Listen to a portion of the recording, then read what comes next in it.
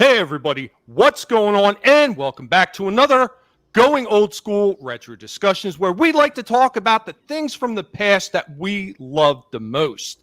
So I see there's a lot of familiar faces in the chat right now. Captain Trek, Culture Casino, Ancient One, hey buddy, Keck 44, the memes of destruction. What is going on, bruh? Bone, Karen Prime. Man, thank you all for coming. I really do appreciate it every time you all show up to come and share these wonderful stories from the past that we like to reminisce on. Not so much of why we hate all the newer stuff, but more about why we love that older stuff and why there is a fondness for it in all of our hearts. Rennie A, hello. Fat Stevenson, call. What's going on, buddy? Tommy's enema. Very funny, man. That's Steven's enema. But anyway, Philip Gaming, buddy, how's it going? So today, we got our panel going, and who knows who might show up later on in the show. But right now, we have Slasher, McSplitter. Go ahead and say hi to the good people out there, Slasher. Hello to the good people out there. And we got JJ. Don't be shy. Sit. Sit, you there, buddy? Whoops. Let's try that again with my mic unmuted. What's going on, everybody? It's your boy JJ. How's everybody doing tonight? Thanks for having me, Tommy. It's a pleasure as always. Anytime, bro. Anytime. You're always welcome here, man. You're awesome. And if you guys don't know either one of these guys, you really need to go check out their channels, check out their Twitters, do something, man. These people deserve it, or else I would not have them on the show. I know Ancient One is going to be in there, and he's going to be throwing links like he always does because he's awesome. Rennie A, I'm sure you're going to help out as well. And we are going to get into the first topic of the day. So I'm going to talk about an old TV show that I truly love. This is like one of my favorites growing up as a kid. And the theme song alone will probably give it away.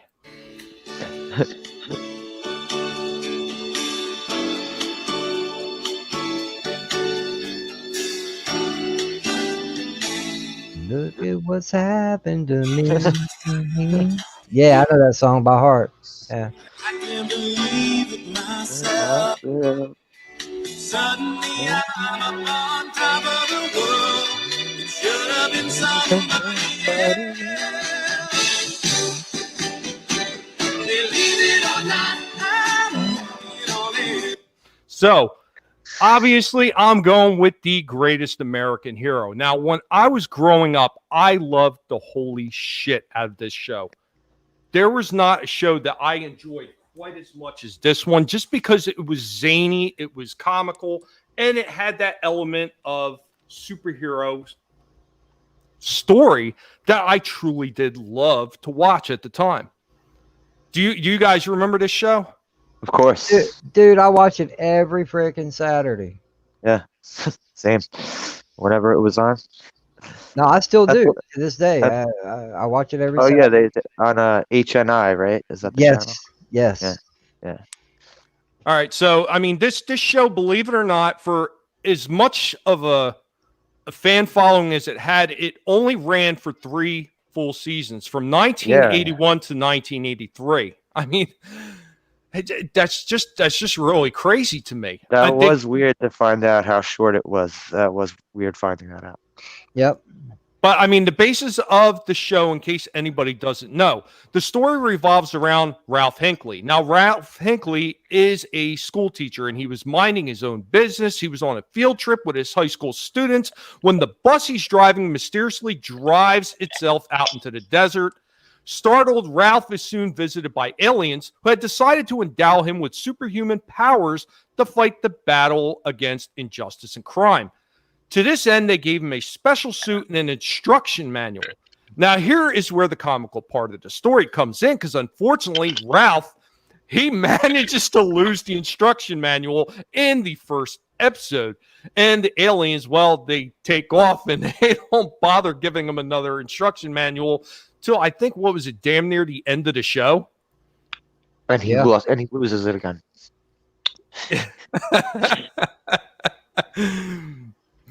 Yep, But yep. It was quite sad, but at the same time, the show itself was, for me as a kid, was rather entertaining. And growing up, it's like, you know, we constantly see entertainment of the day going away from good classic storytelling. And The Greatest American Hero to me is one classic TV show. You know, I'm talking about you've got your others, you know, like MASH, Welcome Back Kotter, Mork and Mindy. But man, The Greatest American Hero was to me an awesome TV show. You know, you couldn't beat it. Uh, no, uh, absolutely not. uh, Bill Maxwell, Ralph Hinckley. Uh, Ooh, Carney Celica. yeah. Real Yeah. nice. John Tesh is a lucky guy. Now, I don't remember if you guys remember this one, but in 1986 they actually did a one shot where they kind of returned to it, but instead of being a Greatest American Hero, it was the Greatest American Heroine. Yep. Do you guys remember that? What? Ralph No. passes on the suit to a young lady. Yeah. What? Yep. This is a made-for-TV movie? Well, yeah, I it was believe like they a were short. try- Go ahead, Tommy. I'm sorry. It was a short. I was going to say I believe it was like it was an elongated show. It wasn't so much like a movie, but it was almost like a double episode. I think if I remember correctly. Okay. Damn, I never heard of that. I wonder if it's up for Yeah. free on YouTube. I'm not sure. Hey Yeah. Seth, did you have something to add on to that? No. I was just thinking. They tried to expand on the TV show universe, and like I said, Ralph, you know, hands off the suit to a young lady, but it didn't bode well. So they just did the one off and left it alone. Yeah, that was about it. Did they actually bring back William Cat for it? Yeah, Oh, okay. yeah. It's not like they just got some. It's not like they just picked No, some schmuck no. off the street William and be like, Cat "Hey, came play back. this one." Okay. Yeah, William Cat came back as Ralph Hinckley to hand off, to pass on the suit. Wow. Learn something new every day. And I thought it was actually kind of cool. Some of the powers he had, like he had the power of strength and the ability of flight. Do you guys remember Invisibility. all the different powers? I Yeah, remember he had invisibility. he had Yep. invisibility. Yeah. Flight, speed, invisibility, strength. I want to say telepathy, but it was more like kind of like a Jedi trick from Star Yeah, Wars. like he could like Mhm. see into the next room or something, right? Pick up objects and be able to sense what's going on with this object, or where it's been, or who has had it, or where it's going, or you know, I don't know quite what to call it. Telepathy is the only thing I can come up with. I know that's not entirely accurate. Couldn't he also see through walls? No. He didn't have X-ray vision. I thought he did. No. From what I remember, which you know, I only get to see 2 episodes of it every weekend. Those were the most profound abilities that he had. He may have had more. We just probably never got around to seeing them. Go ahead. Oh wow. Oh no, excellent. Wow. I mean, I really did love that show, and then all the toy lines. You know, I mean, the toy lines that they spawned from it weren't numerous, but the ones that came out were actually pretty cool. Like I remember there was that tiny little, I want to say it was like 2.5-inch tall figure that they had of him, and then they had the big Mego figures that were like 8-inch figures or something. Mm. But See, I never knew. I never seen any of the toys personally. Yeah, same. yeah, I didn't have the 8-inch Mego, but I did have the small little like 2.5-inch tall figure. I had one of them. Hey, everybody that's coming to the chat, Mouse, MacGyver, Mikkel, Jolyn, how's it going? Hello, Welcome everyone to in the chat. show. Yeah, welcome everybody. Yeah, I Thanks mean- for showing up. I mean, there was actually some of those toys, like they had like a little car and came with oh god, I'm blanking on the guy's name. The one guy who was Maxwell? main Maxwell. Yeah, him Bill- and Maxwell with it came with the Volkswagen that he had. But see, that's wrong because Bill didn't drive the Maxwell. He drove the, I guess the Fairmont or whatever the heck that car was. The Bug was uh, Connie Selica's character. That was her car. Well, I think they just didn't know what to put with the vehicle, so they Yeah. Well, I mean, a lot of those retro toy lines, a lot of the things that they did over and over again is they actually just repurposed old toy lines. I mean, they did that for He-Man and the Masters of the Universe when they actually made Battle Cat and Panther. Panther. Yeah. When they made did the those, same with the birds. The birds were the same too. yeah. Well, the ones for He-Man, they were actually repurposed from an old toy line called Big Jim. And it was like an animal zoo, like an animal zoo thing for the Big Jim line. And one of the things they had was a tiger that they just repurposed for the He-Man toy line because they wanted a mount and they didn't want it to be a mechanical mount that the guys were designing. They wanted something more, beastal. So Yeah, and toy lines back then, even today, toy lines are easily repurposable. Change a few things, paint them up different, slap some new labels on it. You got a new toy. Well, almost every single He-Man figure had the same body mold. MacGyver says he could shrink. That's how he lost his instruction book. Yeah, because he couldn't. That's right, because he couldn't find the book because it was so small. That's how the episode ended. I forgot about that. Yeah. Bone. He has more powers than Mork. Would kick his ass if it came to it. Yeah, I'm sure he would. I'm sure he would. Yeah, well, it's so funny is they actually continued some of that because they actually had spin-off comic books where they kind of pitted the greatest American hero side by side with Superman. Like, I don't know if they actually did a versus between the two, but I know that there was an old comic book where they had them in it. DC had a license for him? Well, you know how all that worked out. There was a lot of like exchanging of ideas back then because actually in the, what was that? That was late 80s, early 90s that they did a crossover between Marvel and DC. Yeah, 96, I think it was. Yeah. But they actually had, DC and Marvel had crossovers before that. Yeah. They had like X-Men versus the Teen Titans. They had Superman and Spider-Man teaming up. They would do it like once every couple years.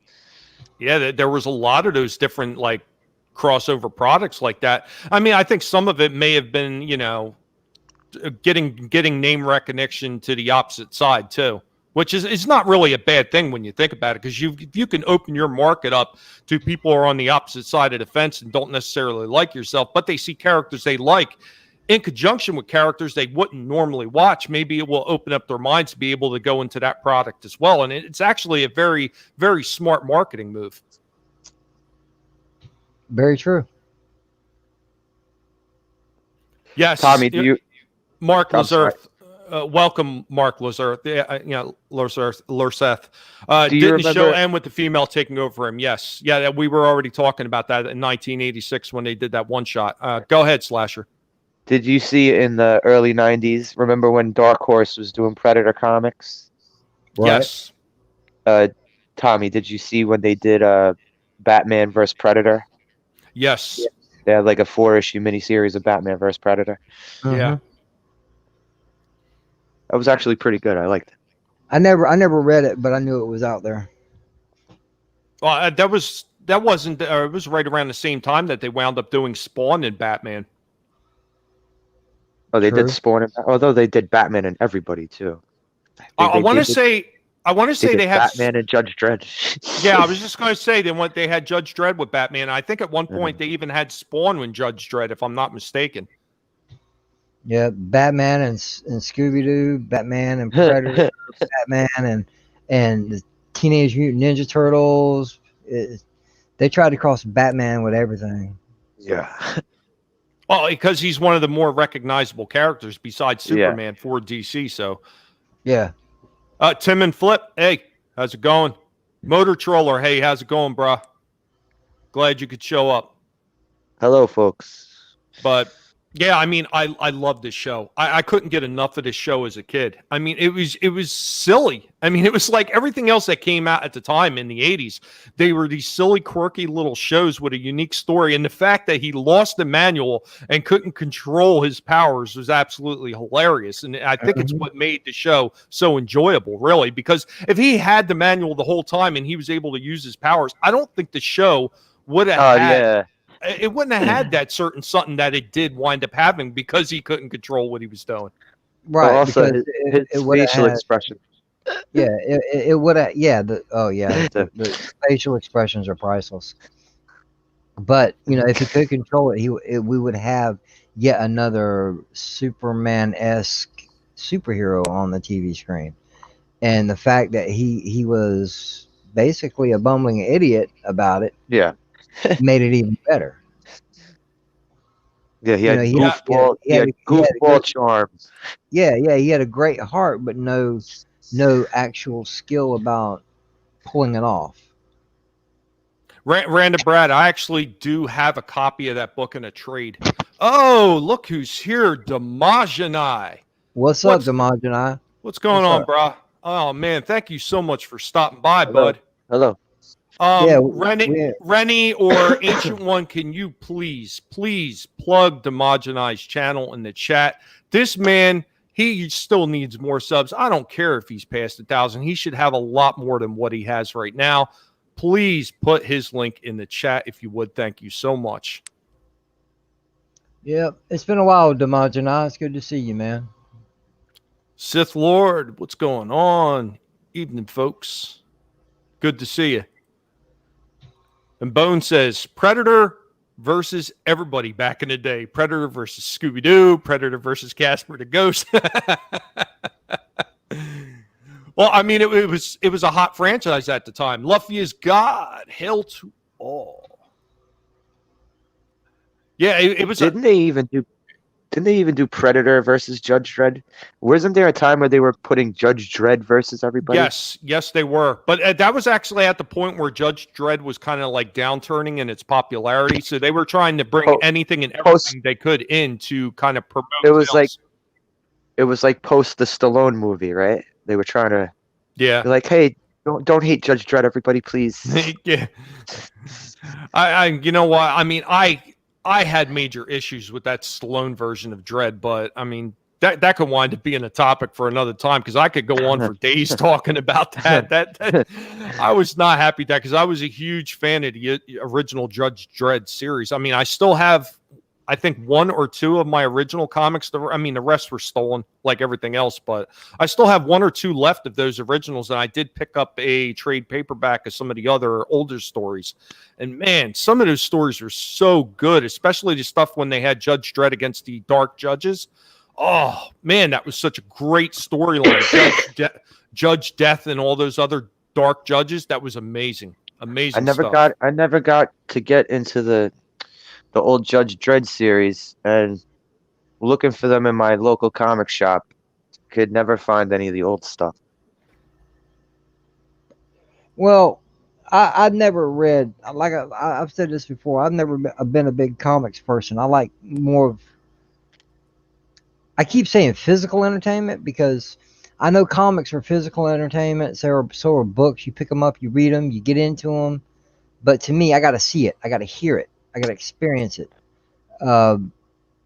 And I like the original Judge Dredd movie with Stallone. I didn't like the remake as much. Even though the original, even by our technology standards back then, I thought was cheesy as hell, but I didn't think it was bad. It was also goofball. It was very goofball compared to the second one. Yeah. Oh, hey, Deviant Porg, welcome. And Deviant Porg says Predator versus Archie is surprisingly very good. I heard about that one, but I never read it. Oh shit! I'm sorry. Go ahead, Seth. Finish what you were saying. No, I can't. Archie versus Predator. I saw him put that in the chat, and I'm like, man, I can't even fathom that. Really? What are they gonna do? Defeat him with banana ice cream sundaes or something? No, throw Jughead at him. Oh wow. Yeah. I mean, I personally like the remake 10 times better with Jesus, Carl Urban. Carl Urban. Carl Thank you so much, Slasher. I don't Yeah. mind Urban. He's a good actor, but I just didn't care for that particular Dread. Well, I mean, myself, he felt more like the Dread that I remember from the comic book series, and that's why I liked it so much. I mean, I think Just a the lot of simple people fact were he like, kept his helmet on. The simple fact he kept his helmet on, unlike Stallone. yeah, You I know mean, Stallone- there, you know I think there Stallone. was one instance, I think, in the comic book where Dread didn't have his helmet on, but even then, you never seen his face. You never seen his face, not once. Wow. At least not that I remember. But I mean, yeah, I mean, like that You know, story that they had in that one with Carl Urban, it was very reminiscent of some of the older Judge Dredd comic books where there was them big block wars that the judges had to go in there and stop. That was something that was like pulled right from the pages of the comics. But you know Stallone's ego is not going to let him go an entire movie without him showing his face. Well,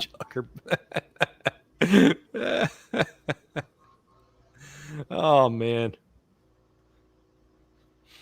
But we're going to move on. Slasher, go ahead and let's hear what your topic for this week is going to be. Alrighty. My topic is the 1980s professional wrestling boom. Basically, when Vince McMahon took the company from his father, what was the WWWF, and he dropped the W. And no, he dropped the F. No. At first, he dropped the W. It was the Worldwide Wrestling Federation. Oh, okay. Yeah, when his dad owned it. So he started picking up wrestlers from everyone else's territories, signing them to big contracts, and he made pro wrestling a huge nationwide spectacle. And he had crazy over the top characters. And there's two right there. Macho Man Randy Savage and Hulk Hogan. Yeah, buddy. Who was that But, with him? That wasn't Sable. Elizabeth. Elizabeth. Yeah, that Okay. was Miss Elizabeth, yeah. Miss Elizabeth, yeah. Another crazy about this character guy, right Slasher? here. Another crazy character Oh, right here, Roddy Piper. Yeah, Rowdy man. Roddy Piper. Yeah, rest his soul. Rest most of their souls, because most of these pictures you're going to be seeing are of people who don't live anymore. Yeah, exactly. Junkyard Dog, he's not among the living. Yeah, Andre the Giant. But see, like most kids here on the East Coast, we mostly had just WWF to watch. But when I would go channel surfing, I would find other federations to watch, like other companies. So I wasn't just always like, oh, I gotta watch WWF. I was always like on the lookout for all types of wrestling. And we used to get this channel. Tommy, were you living up here in the East Coast around 1985, 1986? Oh yeah. I mean, I didn't actually get a chance to move out of that area until I want to say about 8 years ago now. We've been down here for just about 8 years. So do you remember the two dial channels? I mean the two dial televisions. UHF, VHF. Yeah, the UHF and VHF, yes. Yeah. Do you remember this channel called U68 that used to play music videos, and in the evenings they would play wrestling? Yes. You remember that channel? Yeah. They even had their own like little bootleg version of Headbangers Ball on the weekend. But U68 every evening it would show a different wrestling federation every day of the week. Around it was like 6 or 7 p.m. So I just got heavy into just wrestling in general. I wasn't always just like I gotta watch WWF. And it was fun that way because then you would see other people come and go to other companies. You'd see people come into the WWF. You see them leave the WWF. Hey, Slasher, is he still alive or did he die too? Big Boss Man died. Yes. Oh, did he? Yes. He was awesome too. He was a big fat guy that could run faster than friggin' most people half his size. That George guy, the Animal that Steel. guy. Oh, I heard such tremendously good things about him. I heard that he was like a real sweetheart in real life. I heard that too. That's pretty funny too, because he's a maniac in the ring.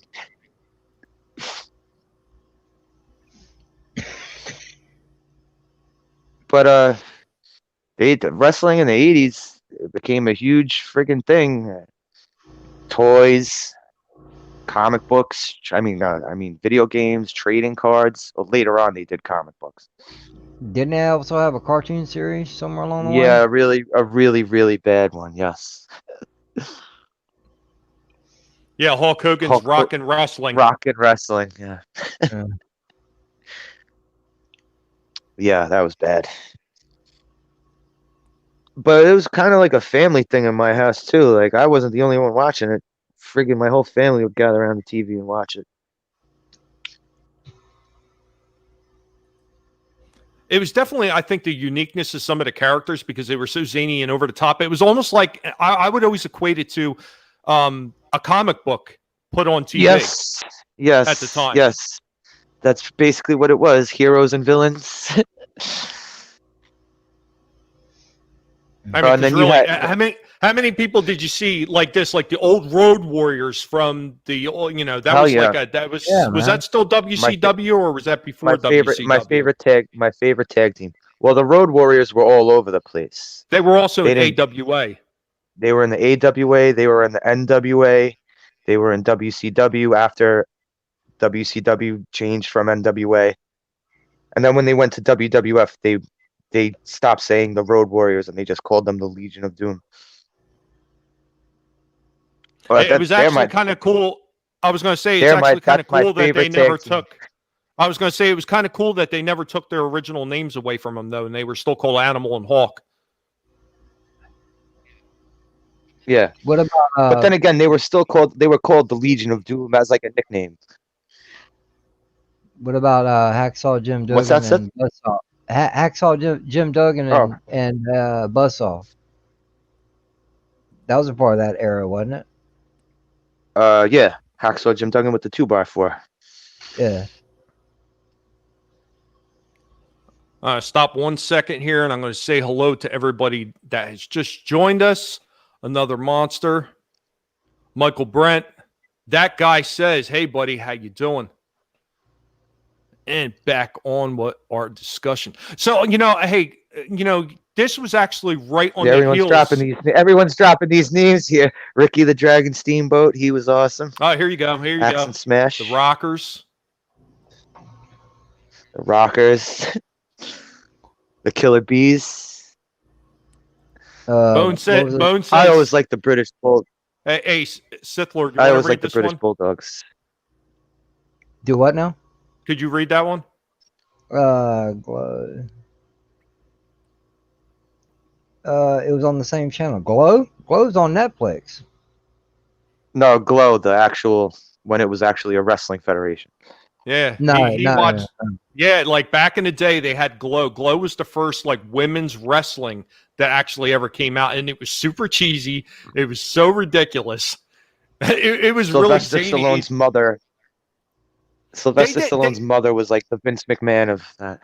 Yeah, I mean, they did a fairly good job of representing in that TV show on Netflix of what it was like all the way up until the last season. That last season was just horrendous. Yeah, that season sucked. But they're not using any of the they're not using any of the characters. All the characters on the Netflix show aren't characters that they had on the Federation. Natural disasters. Oh shit! Typhoon and earthquake. Typhoon? Yeah. Hell yeah. You know what though? Here's the funniest thing in the world.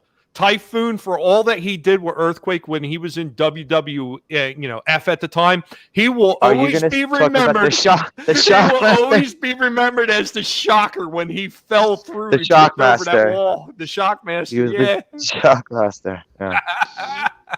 Oh yeah, that was funny as oh, shit. that was fucking hilarious.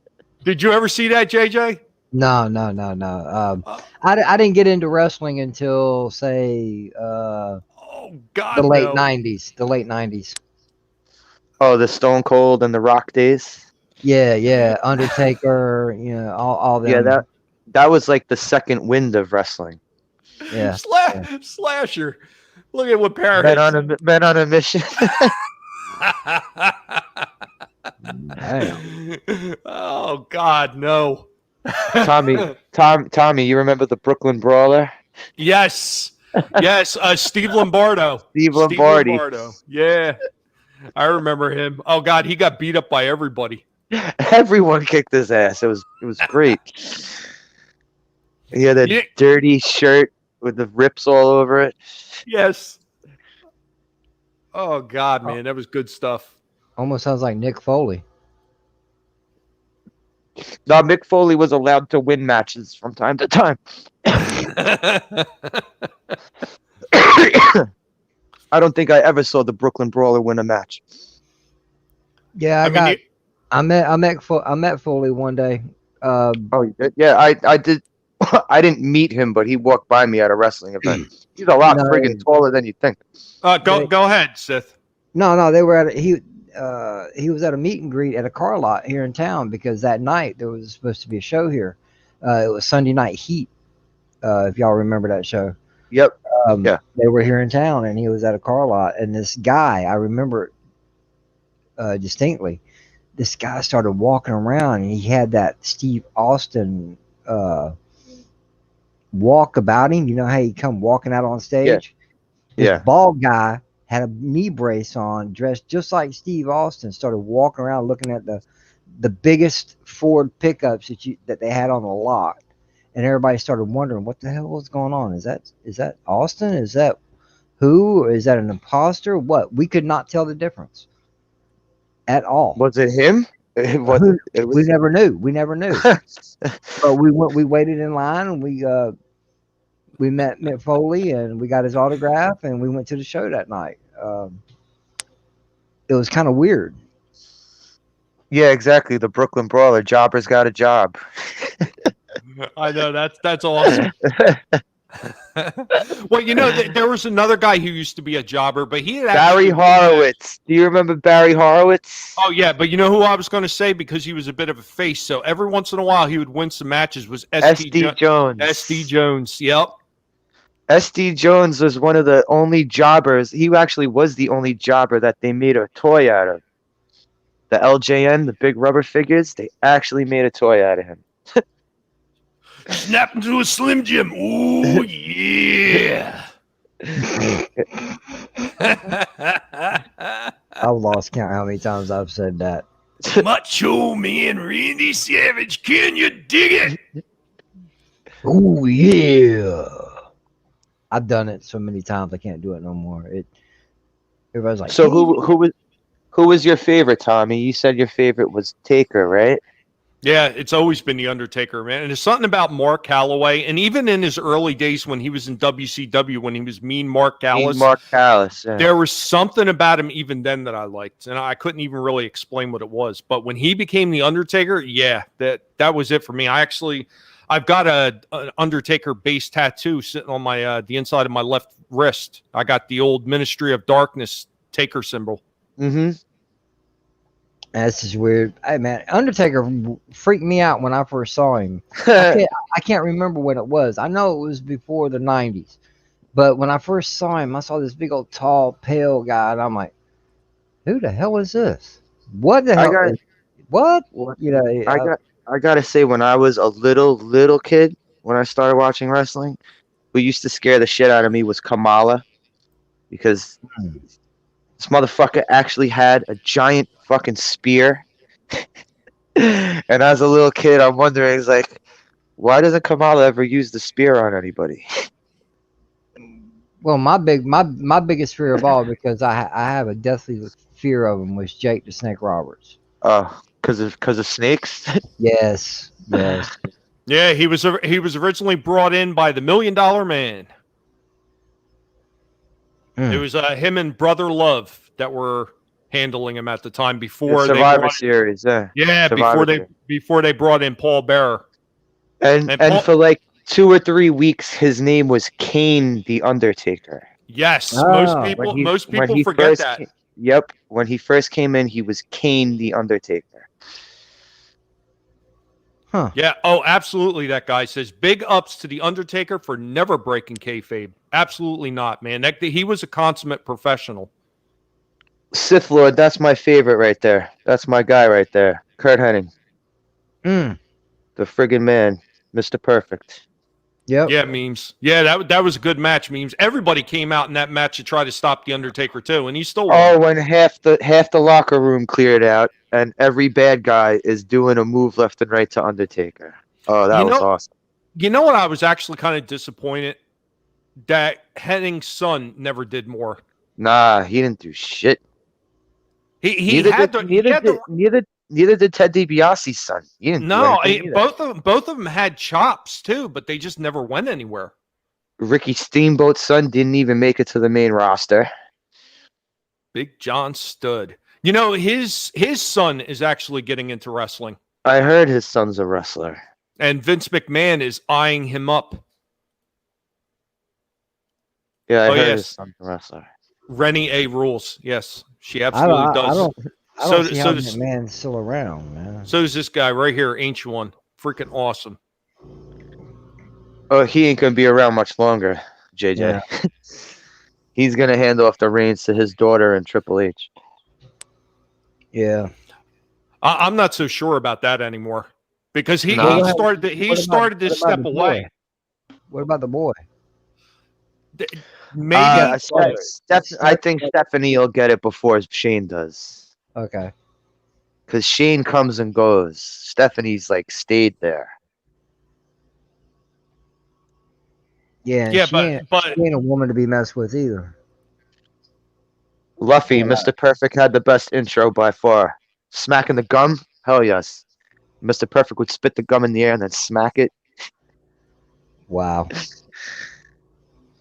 That's just nasty. Oh, he used to have those promos. Tommy, do you remember his sports promos? Yeah, they were absolute where he would like hitting baseballs out of the park. He threw himself like an 80-yard touchdown pass. Yeah, they were so ridiculous. Rick Rude. Oh, Rick Rude too. He was awesome. Oh, I love the way he would just come out and insult everyone. Sith Lord, yes, they did have an awesome intro. The Brood.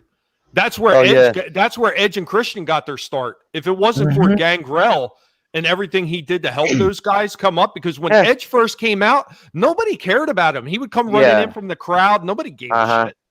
Yeah. It wasn't until after the Brood that he started getting a little bit of recognition. Yeah, I remember that. That's when I was watching. When him and Christian would do the concerto. And they bashed people's heads in with the chairs. That was awesome. And they did. What was that? The 3 second. The 5 second pose. 5 second pose. Yeah, the 5 second pose. For those of you in the audience with the what was it? Flash photography. The benefit of flash photography. Flash photography. Yep. Yeah, they were friggin' hilarious. Wow. But Gangrel was always a dude who had a great entrance. He had great music. He had a great gimmick, but when he was in the ring, you're like, I don't really care. Yes, right there. I was just going to say that too. That guy says Gangrel with the Fang implants. He actually got those permanently done. Those are permanently part of his mouth. Yeah, I see him in interviews. He does have that. Yeah.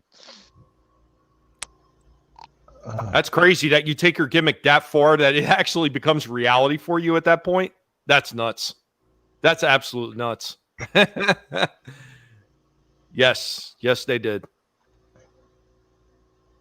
Absolutely. But I enjoyed wrestling when I started watching. It was like 96, 97, I think it was. my first wife was big into it. So was a bunch of her friends. I've been to a few matches here in town. I've been to, uh, I think Like what was Raw and stuff. Nah, I've been to Sunday Night Heat. I think there was a WCW Nitro or something like that. Um, and from what I said, I'm gonna tell you what. All right, I was up in me and my friend were up in the cheap seats. Excuse me, and even that far away. Okay, when the Big Show came out, Oh yeah. hang on. When everybody walked out, they looked like they were about yay tall. Okay, when Big Show came out, he looked like he was fucking tall. Yeah. From our cheap seats, I'm like, He's that's a friggin' big guy, man. a What friggin' the monster. damn? It amazed me. I met Mark Marrow in the airport. I used to work for Avis Rent a Car. Marvelous Mark Marrow. Yeah, I met Mark Marrow. I delivered his car to him. Um, I've met a few wrestlers. Nothing big and great, but I met a few of them, and in person they're just as humble and just as, I guess, polite as you would expect any normal person to be. But you get them in the ring, they're a completely different animal, and that's for a long time I started to realize that a lot of it was a shtick, a character, and that's when I started realizing. Now I hate to ruin it for everybody. We all know that they're not really kicking the shit out of one another in there. Sometimes they do, sometimes they Sometimes don't. they are. Sometimes Yeah, they are. yeah, But that's when I started realizing, okay, this is more. And this is when The Rock was, the most electrifying man in sports entertainment. I mean, Um, Undertaker throwing Mick Foley off the Hell in the Cell and then through the Hell in the Cell. It's like you can't really fake that. no. Well, that was completely unscripted because originally Vince McMahon The didn't even one- want any of that to happen. The one through the cell, you mean? Oh, the that one where he went through yeah, the roof. no, even the one where he threw him off the cell. Originally, McMahon What? did not. McMahon didn't want them to do it. So But what they the hell kinda- was he gonna do? What was he gonna But do? they browbeat McMahon into letting him do it because they said he could Ah. do it safely. Yeah, he didn't want him to do it. He thought it was too dangerous. And look what happened. Look what happened off that fall. Yeah, it was fucking dangerous. He threw him like a bag of laundry. He dislocated his shoulder. He wound up getting his first concussion of the match, all off that freaking throw off the side of that cage. But when he put him through it, his fucking tooth was up in his nostril. His tooth is hanging out of his nostril. It was nasty. I saw the pay-per-view when Owen Hart fell. Yeah. Oh yeah, that was horrible. I remember that. They didn't show it though, but No. Initially on the live broadcast, you did catch it, but then they blacked it out right afterwards. They were on. They showed a post. They showed like a pre-recorded interview, and then when they came back, from when I remember seeing it, because I watched it at my friend's house live. But when they came back from the pre-recorded interview, Jim Ross had his like serious voice on, and they were panning around the audience. They didn't show. They were like, we're not going to show what's in the ring. They were saying, he was straight up saying, like, this is not part of the show. This was an accident. From what I remember. I'm going to answer this one real quick. Luffy is God. Goldberg was a cheap knockoff of the Ultimate Warrior. Warrior used to run to the ring, shake the ropes, and body slam an opponent in 5 seconds. Goldberg came to the ring and speared opponent in 5 seconds. In a way, yes, but really, what he was a knockoff was Stone Cold Steve Austin. They needed something. Not his ring style. Not his ring style. But the way he looked. Look. Yes, the look. That's what he was more of a ripoff of. Because at the time, this was really before The Rock had really blown up. Stone Cold was the main attraction in the WWF at the time. And they needed something to counter that. And Goldberg was their guy to actually counter that. And while, yes, he did a lot of the same things that the Warrior did, a lot of other people did the same thing. Batista used to do the same thing. Every time he came out to the ring, he would shake the ropes. And he actually says that he did that in homage to the Ultimate Warrior. So... Oh, I remember that. I had that recorded when Sid Vicious came off the top rope with the axe handle and his leg shattered in half. Oh, that was nasty. Yeah, Oh, and his his leg was just fucking flopping leg on was the like mat. it was like a Oh, noodle. It was gross. And then they're still kicking Parrot. him. And then Steiner and like three other people are still like kicking him while his legs waving around like a friggin' spaghetti string. That was Yeah, nasty. Parrot said he was watching when Owen dropped. Yeah, that. Yeah, I remember Oh, watching yes. that. Yes, Gilbert. Oh, That guy Gilbert. was a skinny little runt. That was so Gilbert. hilarious. That was funny that they had people standing there with sparklers instead of the pyro from each of his from his sides. They had people there standing there with sparklers. I mean, there was just so much fun. I mean, they actually missed the mark quite a few times because they tried to get too ridiculous, such as the gobbledygooker. Isn't that funny The that what? The same- gobbledygooker. Sith, the same day the Okay. Undertaker debuted, they debuted a giant turkey guy that hatched out of an egg. No fucking way. Yeah. Yeah, it was bad. The gobbledygooker. Yes. I just. Eddie Guerrero. It was Eddie Guerrero's uncle in a turkey costume. You know what? I just hearing that and just trying to picture that. Just the chills go down my back. Is that what they call cringe? Because Yes. Yo, I they feel- had so much cringe. I'm feeling it right now. Because They had a guy whose gimmick was he's a garbage man. His name was Duke the Dumpster Drosy.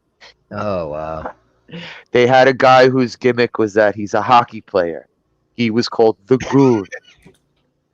Oh wow.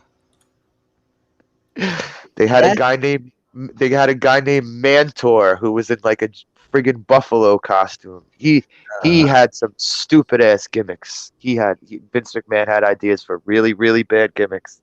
I gotta try to bring this up for Sith Lord. There you Woo. go. Oh shit! I just dropped my lid. Let's see. Let's see here. This is.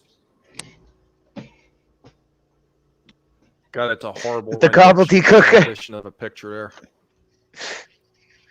Yeah. Sith, Oh, they wow. had this. They built this guy up that's too. Oh wow. That's the ridiculous. That's no. Yo, I'm good. I don't need to be seeing that anymore. I'm good. yo, JJ. It was like a month before Survivor Series, and they got this fucking egg, and they're showing it at every arena they're in, and they were really building this up like it was gonna be something. And at Survivor Series, this idiot comes popping out of the egg. Oh wow. And to think Oh. this guy debuted the same day Undertaker did is fucking hilarious. You know what? I would have. That guy. I'd have paid I more was money gonna to s- see what that audience looked like at that point in time. Like, what the fuck is this? You know? I want to catch a few of these guys from the chats real quick. Yeah, So go that ahead. guy, that guy says, did anybody mention Coco Beware? No, we did not mention him and his parrot, man. But yeah, he The was another one. Birdman. Yeah, he was another one of those good jobbing wrestlers. He was never going to be like a major champion or anything like that, but he could get the work done in the ring without a doubt. Razor Ramon, hell yes. Doink Scott Hall. and Dink. They actually had so many different people Oh, that God. actually played Doink the Clown. It was actually ridiculous. The Don't- first guy was the best one. Gold Dust. You know, Gold Goldust. Goldust was- wasn't- he wasn't that I- funny at first, though. Not at first. but At first, he you know wasn't what? funny. If he was kind of serious, and then he He's- turned funny. He's still fucking wrestling, and he could still go in the ring. That's amazing. I thought he He's- finally retired. Nah, he's in AEW. Really? Yeah, he's in AEW. King Kong Bunny? Yes, the dentist. Dr. Yes, he Isaac was. Yankum. Isaac Dr. Yankem. Isaac Yankum. That's when he still had his Kane. red hair and everything. Kane. Oh, here's one for you, JJ. Uh oh. Kane used to be a dentist before he was Kane. Like a few years before he was Kane, he was Dr. Isaac Yankum. Yeah, it came out in a big white outfit with the little freaking doctor's mirror thing on top of his head. His like music these- was his music was his music was a drill noise. and those fucking ugly ass black teeth. Yeah. Yeah.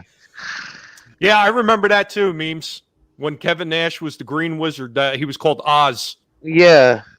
Oh god, And that was Vinny, so and horrendous. Vinny Vegas. He was Vinny Vegas too. All right, guys. Pardon me for a minute. I need to step away real quick. I'll be right back. No problem, got DJ. Take your time. Yo, DJ Scandalous. What's going on, buddy? Angelus Draven.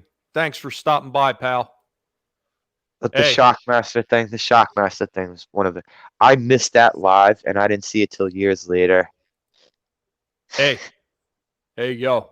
It's survey time. The man. Did you come here? Did you come here to see WCW, or did you come here to see the NWO? That's one more for the good guys. Captain Lou Albano. Yes, with all those damn rubber bands with the safety pins in his face. He's one I always hear about that he was a sweetheart. I always hear nothing but fucking good things about him. That's another thing Yeah, he too. did. If you ever go, this is really sad too. It's like if you ever go just looking up shit of any wrestler, and they'll have these shoot interviews, like even before some of them died. It's like so many horrible, horrible tales. Hey, Slasher, how about this one? Angelus Draven. And I know because I've actually heard this one before about Angelus Draven. So he actually used to backyard wrestle. And that man, that's some rough stuff right there. I mean, because it's so easy to get messed up because it's not really a controlled environment. As much as you want to try to plan it, it's not the same as having a legitimate ring and having like all kinds of staff and personnel to watch out for you. So You know what? I'm not gonna lie. I used to do that too with my fucking friends, and we recorded it. yeah, Val Venus, ball Venus. Val Venus. The blue meanie is blue dust. You know what I remember the most? Oh, I remember that when he was Blue Dust. I liked him better in ECW when he was part of the Blue The World BW. Order. Is We're Stevie taking over. Stevie Richards is big, Yes. big Stevie Cool. Yes. Yes, Kane was also the fake Diesel. Yes, he was. Yeah, he was fake Diesel too. Yeah. Sith Lord, Piper's Pit. Oh man, there were so many great moments in The Piper's talk Pit. Like, shows. The talk shows were dope. yeah, Because like the when talk shows. The talk shows were like if Hogan was ever on the Brother Love show, you know Hogan was gonna get jumped by somebody. Well, I always remember the one in particular where he cracked that coconut over Jimmy Snuka's head. Yeah, Piper's Pit. Yeah. Yep. But there was the Brother Love show. Remember the Brother Love show? Yeah. When Big Boss Man handcuffed Hogan to the guardrail and beat him with the nightstick for like 10 minutes. Yeah. Oh, of course, probably the most famous talk show segment ever. Brutus the barbershop with Brutus the Barber Beefcake. Yep. Whose career did that launch? The Heartbreak Kids. Just by putting Marty Jannetty through a window, he became a friggin' superstar. What are you saying, DJ Scandalous? What do you want? You want to jump on and talk about it too? Oh yeah, he made him eat his dog. He made Al Snow eat his dog. See that was the type of show. It's like, okay, this is dumb. But Boss Man dragged Big Show's dad's coffin. Do you remember that one, Tommy? yeah, you know, He I attached was going to chain. say, I was going to say, to Rennie, I used to like Kevin Nash too, until I seen him spouting all that ridiculous like SJW trash on Twitter. Oh yeah, he's a huge SJW. See, I always liked Scott Hall better than Kevin Nash. Did you guys ever see the HBK match against Hogan? The selling was over the top. Oh yeah. Did you ever see that one? I don't recall it offhand. Yeah, me neither. They had Wait a- some sort of disagreement on how the match was supposed to go. Because I think it was supposed to be 1, 2, 3 matches. It was supposed to have a 3-match series. And I think Hogan squashed it because he still had his creative control bullshit or whatever. Yeah. So that's why Shawn Michaels, every move Hogan was doing, Shawn Michaels doing like 50 rolls, like he just got knocked by a friggin' wrecking ball. It was pretty funny to see. Fabulous Moolah flashing Jerry Lawler. Oh God.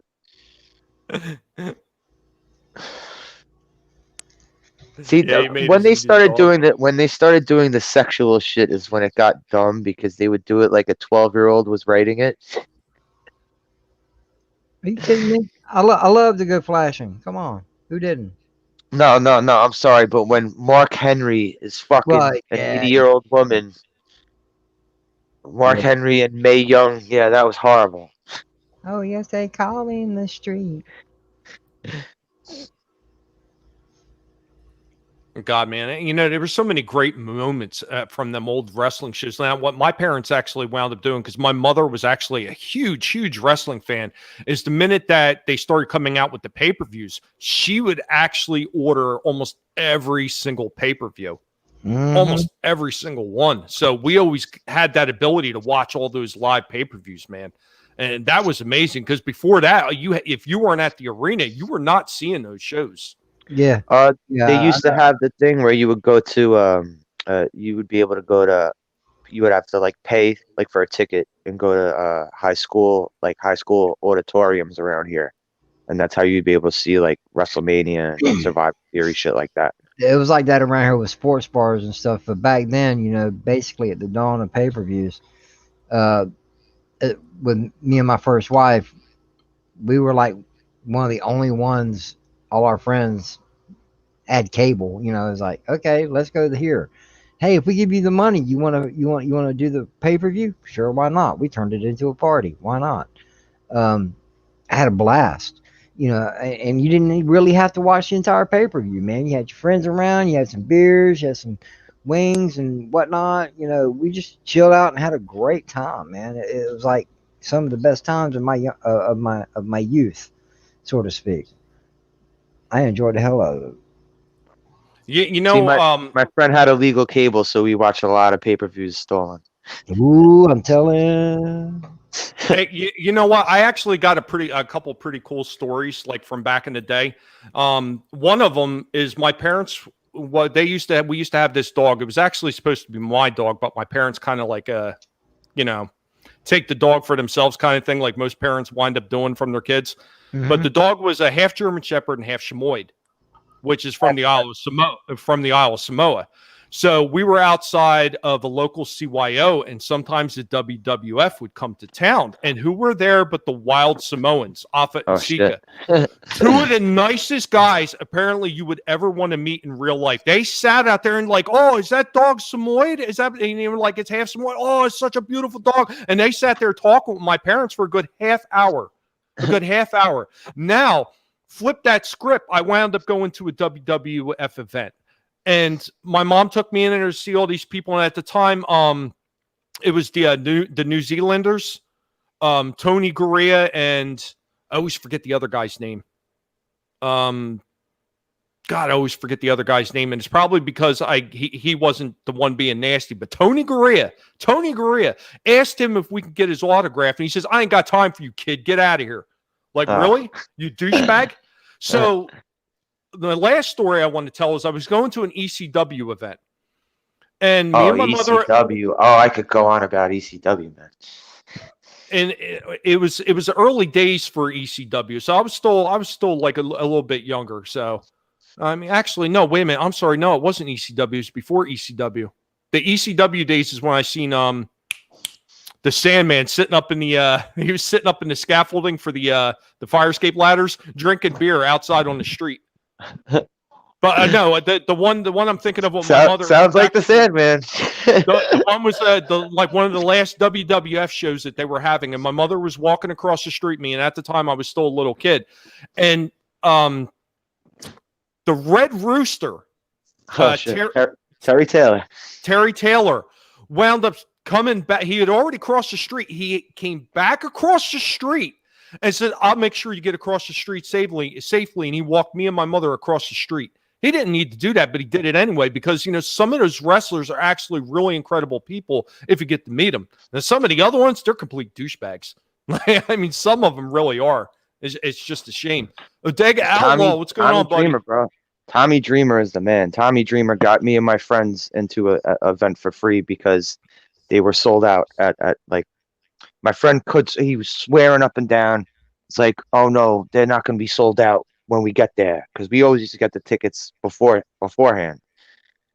But there's like 30 people left outside and they won't let us in. And then Tommy Dreamer came out. He was like, you know what, guys, I can't guarantee that you'll be able to see anything, but come on in. He legit let like close to 30 people into the event for free. Katie Vick, I don't recall that one. Oh God. Oh, that terrible storyline. Oh God. It was a really bad storyline where Triple H said Kane, like, accused Kane of killing someone. It was really bad. It was really bad. Angela Straven says, I actually met Sting. Which funny story Sting actually looked like my friend's dad growing up? So a funny story is that, yeah, Sting looked like his dad. His friend's dad. Which Sting did he look like? Did he look like Surfer era Sting, or did he look like Crow Sting? Yeah, old Kevin Nash over current year SJW Kevin Nash. I mean, it was crazy. Like, I remember that oh God, what the hell was it? It was MTV when they used to be at the beach. Do you remember that show? Yeah. They had their own little beach show that they had going on, and they had Kevin Nash and Scott Hall sitting there, and some jerk was just heckling them in the crowd and threw shit at them on stage. Kevin Nash jumped off the stage and picked this chump up by the back of his pants and did like a bicep curl with him and slammed him into the sand a few times. Like, holy shit. Like, they had to come and grab Kevin Nash off because I think he was getting ready to kill this guy.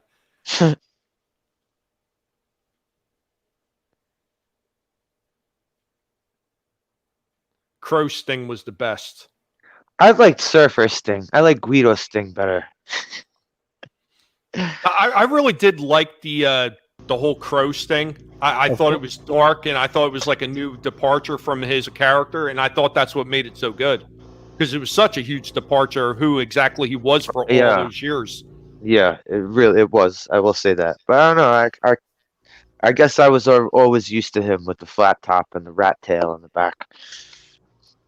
DJ Scandalous and Angela Straven, if you guys want to talk about your wrestling story, since we seem to be like going on about this one now, I sent you guys a DM, so if you want to stop in, feel free.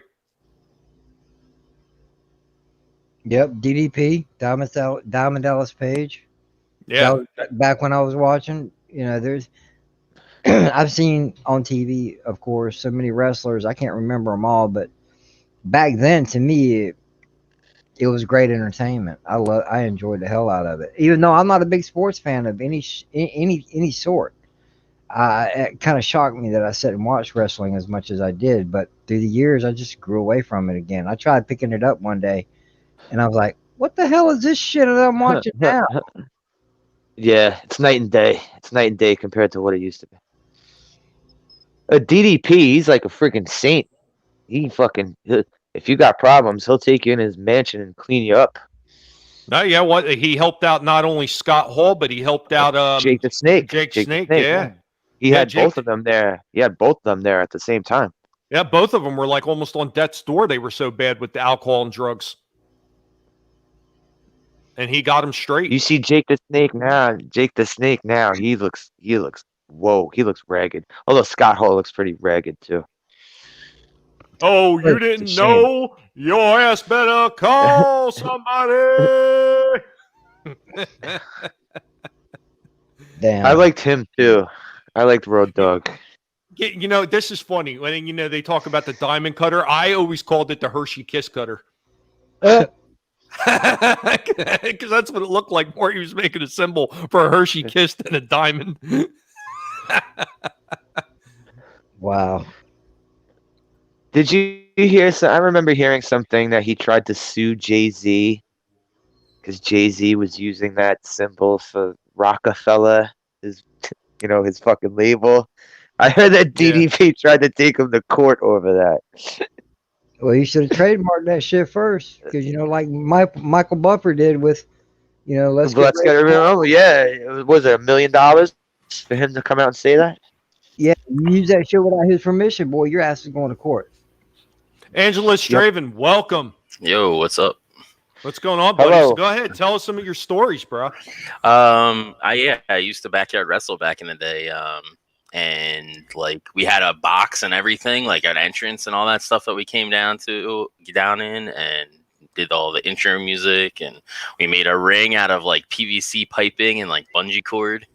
I think we used chairs in the corners to like as a turnbuckle. And yeah, it was awesome. Like we videotaped some of it. I wish I still had those tapes, but yeah, I still have my videotapes. Oh, nice. They ended up getting written over by the guys that had the tapes. But yeah. And like one time we were videotaping, and like I took the guy back sort of like backstage into the box, like, and slammed him on the one side, and he kind of like did the fake, slam his head against the thing, and then I did the opposite side of the box, and he just went right through the box. And we had made it out of plywood and stuff. He just went right through it, and then I get thrown out after that, and I'm like on the ground, like trying not to bust up laughing, just trying to stay in character while they're videotaping everything. But it was awesome. Did you have a character? Sorry, yeah, Tom. That's what my YouTube is. That was Oh, my okay. character. Oh, okay. Sorry. You're all good. You're all good. No, you're all good, Slasher. You're all good. Yeah. Hey, Andrew. Yep. I was going to say, did you guys like promote it or anything like that, or was it just like? Yeah, it was just like our friends, and then like we put it out on like Facebook, like with just people in the area that we knew, and see if any of them would show up. And occasionally we get some people, that like were part of our friend group, but weren't like part of the actual wrestling stuff, that would show up and watch, and just hang out. But yeah. Oh, that's cool. We even made our own belts and stuff like that too. So. Well, I used to screw around with the guys on one job I worked at. It was one of those jobs where you worked the 12-hour shifts, and I was on like the late night shift where it was 7 o'clock at night until 7 o'clock in the morning. So once you get in those shifts, most of the big bosses and everybody's gone. So we used to screw around on our lunch breaks because that's just what we did, and we would wrestle around. And I brought in one of those cheap rubber belts, and we were wrestling around. Man, this one guy came flying off on top of me, bounced off my back, and he was a big guy too. He was like a 260-pound guy. Landed face first on the concrete floor, cracked his teeth clean in half. Oh, that's rough. Yeah, my buddy Shadows53, who usually games with me, he's like this scrawny little guy. So like we had like a tag team, but we'd have like rivals every now and then. The normal shtick that the tag team like splits and you guys fight each other. But he was easy to like just throw around. It was great. But obviously, I'm pretty sure where you're going to wind up leaning on this one. When you're talking the eras of wrestling, what would be your favorite era of wrestling? Oh, Attitude Era, completely. Were you an ECW guy? Did you like ECW? I didn't really watch ECW. The only stuff that I seen with ECW is like when they did the Invasion and all that stuff. Oh, okay. I feel like during the Invasion with WCW and WWF at the time, I feel like that's when things started going downhill, and they started. Yeah, it is. It really is teetering like to what we have now, which is kind of shit. Yeah, but, that is kind of the pinpoint of it. Yes. Mm-hmm. Yeah, some of those some of those early ECW matches, and especially the ones that they would hold at the small venues. Like we had a little CYO right down the street over there in Trenton, and it was like the only place where anybody really could come in Trenton because, well, Trenton's a shithole. But that's besides the point. But you know, WWF used to come back there in the day, and then once they stopped coming around, ECW used to come around, and they used to have the live shows. And man, those live shows for ECW were spectacular. Yes, They were spectacular. We used to go to the Elks Lodge in Queens. Oh, hell yes. It was so fucking small, but everyone's screaming at the top of their lungs and they're on their feet. It was fucking amazing. I watched this guy jump off the balcony. Like, he came, like, hanging off the balcony and landed in the audience because Bubba Ray Dudley was in the ring saying, "Get your pussy ass in here." Like, Bubba Ray Dudley was always antagonizing the crowd to, like, it's like he was trying to cause riots every time he had the microphone in ECW. And this dude, he as soon as he lands, security gets over the guardrail and just fucking they like piled on him and dragged his ass off. Yeah, do you guys remember that when he became Hollywood Hogan, where they were doing the whole voodoo child as part of his entrance? Yeah. Yeah. I liked him as Hollywood Hogan. Yeah, I thought he was funny. I thought he was funny. It was funny. It was a total fucking departure from what young Hulkamaniacs grew up with to see him like that. Yeah. And it was funny because, like, I started off watching just WCW with my dad all the time. And then I want to say when Stone Cold dropped the steel beam on the DX bus and blew it up, that's when I switched over to WWF. So when the Invasion and WWF bought out WCW, that, like, I saw it on both sides. So it was pretty neat. Yeah, there were so many things that were actually pretty cool about what WCW was actually doing to change the business. Because if it wasn't for WCW upping the ante and doing what they did, would WWF ever have reached the pinnacle that they did? Would Stone Cold ever exist? I mean, quite honestly, if it wasn't for WCW, because they snubbed The Rock, neither with The Rock. Well, they snubbed him when he was stunning Steve Austin. He went to ECW with a chip on his shoulder, cut all those insane promos under Paul Lee in ECW, and wound up getting noticed by Vince McMahon. Nice. I think Pillman did the same thing. He went the same route. Well, you know what? Pillman was always a little bit nuts to begin with, though, so there really was no acting in there. He really was that crazy. He was awesome, though, man. I thought he was awesome. I think if he would have survived, I think he would have been part of the big names of the Attitude Era. I think so.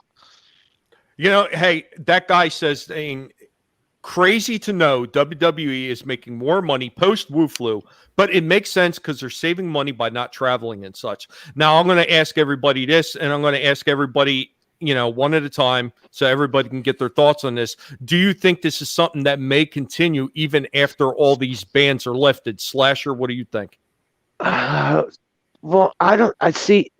If I could go into a whole discussion about the empty arena shit, because I tried to give it the benefit of the doubt in the beginning, but after seeing it unfold week after week after week, it's just gotten really bad. Especially when they do the pay-per-views with those stupid edited pre-taped matches. It's bad. But do you think it's going to wind up continuing because they're actually saving money? I think they'll continue before the baseball season continues. I don't think this baseball season going on is going to finish. Probably not. Sith Lord, what do you think? Do you think this is something they might just continue since they're making more money by doing this? Well, it's a simple aspect of supply and demand. If the fans want it, they'll keep doing it. When the money starts falling off, they'll no longer do it anymore. They're losing ratings by the week with their live shows. Yeah. It's our new normal, guys. That goes with any form of entertainment, live entertainment, should I say? Because they're talking about baseball games with CGI'd crowds in the stands and stuff like that. Cardboard cutouts. Yeah, it's just as long as the fans want it, there'll be a market for it. But when the moment the fans start to walk away from it, then that's when any sports form as a business has to rethink their decisions. The fans are walking away from it. Yeah. Angela Straven, what do you think? Do you think this is something that's going to stop? I think it'll stop because for me, what makes wrestling is the crowd. Like without the crowd, Exactly. the wrestlers like that's why they do what they do is for the crowd and for the reactions from the crowd. At least I know, that's why you do it. Like, you want that reaction and to not have that, it loses something from it. Like imagine Stone Cold and The Rock talking to each other on the microphone exactly. with no crowd. Yeah, exactly. Like the crowd is as much a part of the show as the wrestlers. Well, I seen somebody pop up in the chat, and I am just going to have to say this because I see him there, and I just want to know. I want to know one thing: are you going to walk with Elias? Has anyone noticed how much he does look like Elias? Like Elias. Now that you mention that. What's up, boards? You know what Elias looks like? Damian Sandow with a fucking guitar. That's what he looks like. Karen Prime, take care, Karen Prime. Thank you for stopping by. Is it just me, or do Damian Sandow and Elias look like they could be fucking brothers? I don't know. Damian Sandow always reminded me of oh God, what was Macho Man's brother? Leaping Lenny Poffo. Yes, Leaping Lenny Poffo. He always reminded me more of him for some reason. I don't know the genius. AKA the genius. Mm-hmm. Oh, it's really weird too because I never used to be into wrestling like when I was really young. I want to say like when Hulk Hogan was like wrestling Flair all the time, and they had Mr. T as a guest referee and all that. Like I wasn't a real big fan of wrestling then, and then for whatever reason, like as I got older, like it just clicked with me, and then I started liking it again or liking it. Yeah, I mean, it was like back in the 80s was a great time. Like even the early 90s, obviously, of course, when they started doing that. But like the early 80s, like some of that early stuff they were doing, it didn't have to be super flashy, but it did capture your attention. And then in the 90s, when they had to up the show and they had to, get a little bit more crazy with it, they went with it. And it was such amazing and entertainment moments that they created. Like the Bushwhackers and shit like that. Yeah, the Bushwhackers are great. I love those guys. That was the gimmick era, basically. Well, before the Bushwhackers, before they were the Bushwhackers, and this was even insane to see them come in as the friggin' Bushwhackers. They were the sheep herders in other federations. The sheep herders. Oh, wow. But their gimmick was totally different. It wasn't them coming out with a stupid walk. It wasn't any of that shit. Their whole gimmick was nothing but violent, bloody, hardcore matches. Oh God! Like they were like wrapping people up with chains and choking them. They're like hitting people with flag poles and shit. And then I was watching WWF one day and seeing them come, was like, why are the sheep herders doing this? Hey, who wants to read this one? I giggled when I seen this. Hi, I'm Hulk Hogan today. I'm gonna hire necromancers and resurrect Andre the Giant so we can have a rematch of the century. I want to feel good, brother. Oh yeah, brother. Hey, Ords. Oh shit, Bam Bam Bigelow. Ords, if you want to. Bam Bam Bigelow was awesome. Bam Bam Bigelow. That dude was Fat Gile. Like he was one of the most agile fat guys ever. Hey, Ords board. I sent you a link too. I sent one to DJ Scandalous. If you guys want to stop by, feel free to stop by. All right, here's another question. Best promos. See, this is a really hard one because back in the 80s and the 90s to an extent, almost everybody was good on the mic. Mm-hmm. You had so many good people on the mic. It's really hard. Everyone that was good on the mic was good in their own different ways. Yep. Sith Oh, Lord. man. As far as that goes, when I watched, regularly, I would say The Rock. Yeah. All right, He had the gift. Yeah. I'll say best on the mic ever, no matter what. Bobby the Brain Heenan, best on the mic ever. Yeah, I gotta go with JJ on this one. It's got to be The Rock because like he did that one promo where he like impersonates like Rikishi and all those guys, and like no matter what the promo was, he never ceased to amaze me on like just funniness or just talking the smack, man. It never ceased to amaze me on what he could do with the mic. Turn that son bitch sideways. Mm-hmm. Now, I'm going to tell you who I think like one of the early people that was the innovator on the mic and stood out to be one of the best in my opinion. And I wasn't necessarily a huge fan of his, but Dusty Rhodes had an amazing gift of gab on the mic. Some of the insane shit that he would say. And it was all off the cuff. Mm-hmm. There was nothing scripted. Dusty Rhodes. Oh, okay. Yeah. All right. Yeah. Him and his brother in ACW right now. No, Dusty Rhodes, the father. The father. Yeah. Gold Dust and his oh no, his brother, both of his brothers. Yeah, you're thinking of Dustin. Yeah. You're thinking of Dustin. You're thinking of Dustin, who was Gold Dust. Yeah, no, Dustin. But him and his brother are both over there on ECW right now.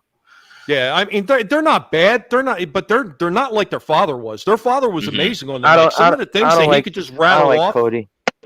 Mm-hmm. I don't like Cody. I don't know why. I just don't see it in him. I don't see the appeal of him. I don't like Cody. Yeah. The American Dream. Yeah, I like I said, I was never a humongous fan, but at some of those early matches that he did, he could get in there and get just as rough and as dirty with anybody that you'd seen in like the ECW days. Yeah. Like some of those early like the strap matches and everything he had. Yeah. Mm-hmm. Wow. I had a strap match with one of my buddies. Basically, I was like the dark version of The Rock in a way, mixed with like Undertaker and Kane and Gangrel, like a little bit of that mixed in, like moveset wise and all that. And then my buddy, he was literally like just a parody.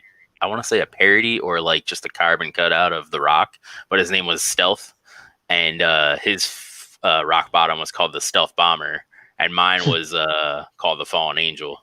And we had a strap match, which was interesting. I can't remember who won that, but yeah. Do you remember the Fallen Angel, Christopher Daniels? Christopher Daniels. He's in AEW right now. He's still wrestling. Yeah. He's in AEW. God, was he underutilized in Impact Wrestling, or was it just me? I don't know why WWE never hired him. He was awesome. He would have been good in NXT. Even when they were doing their friggin' cruiserweight division, he would have been fine. Speaking of NXT, I really like Finn Balor. Like from the newer guys, I really like. I never saw the big thing. Yeah. You want to take that one, JJ? No, I'm good, man. I'm good. Thank you. Oh my. Oh yeah, don't worry about it, JJ. Rennie, you're going to have to wind up, coming on one of these times and talking about this kind of match.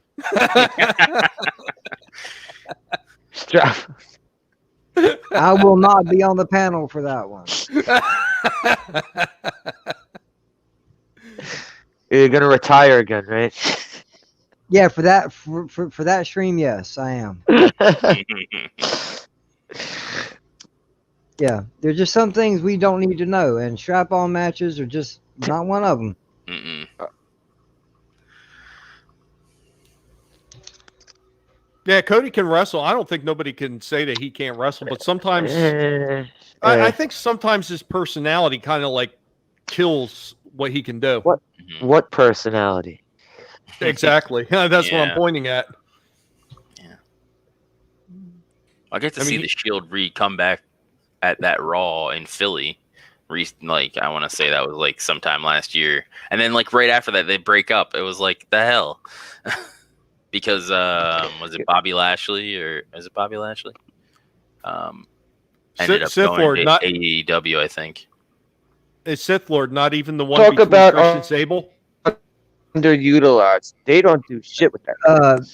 Scandalous. Oh yeah, that would be a good strap-on match. Scandalous. I need visuals on that one. But yeah, I Lita versus Tori Trish and Wilson in a Lita. strap-on match. There you Yeah, that'd be good. Oh Trish no, and Sable, hell yeah. not going to happen. Oh man. uh,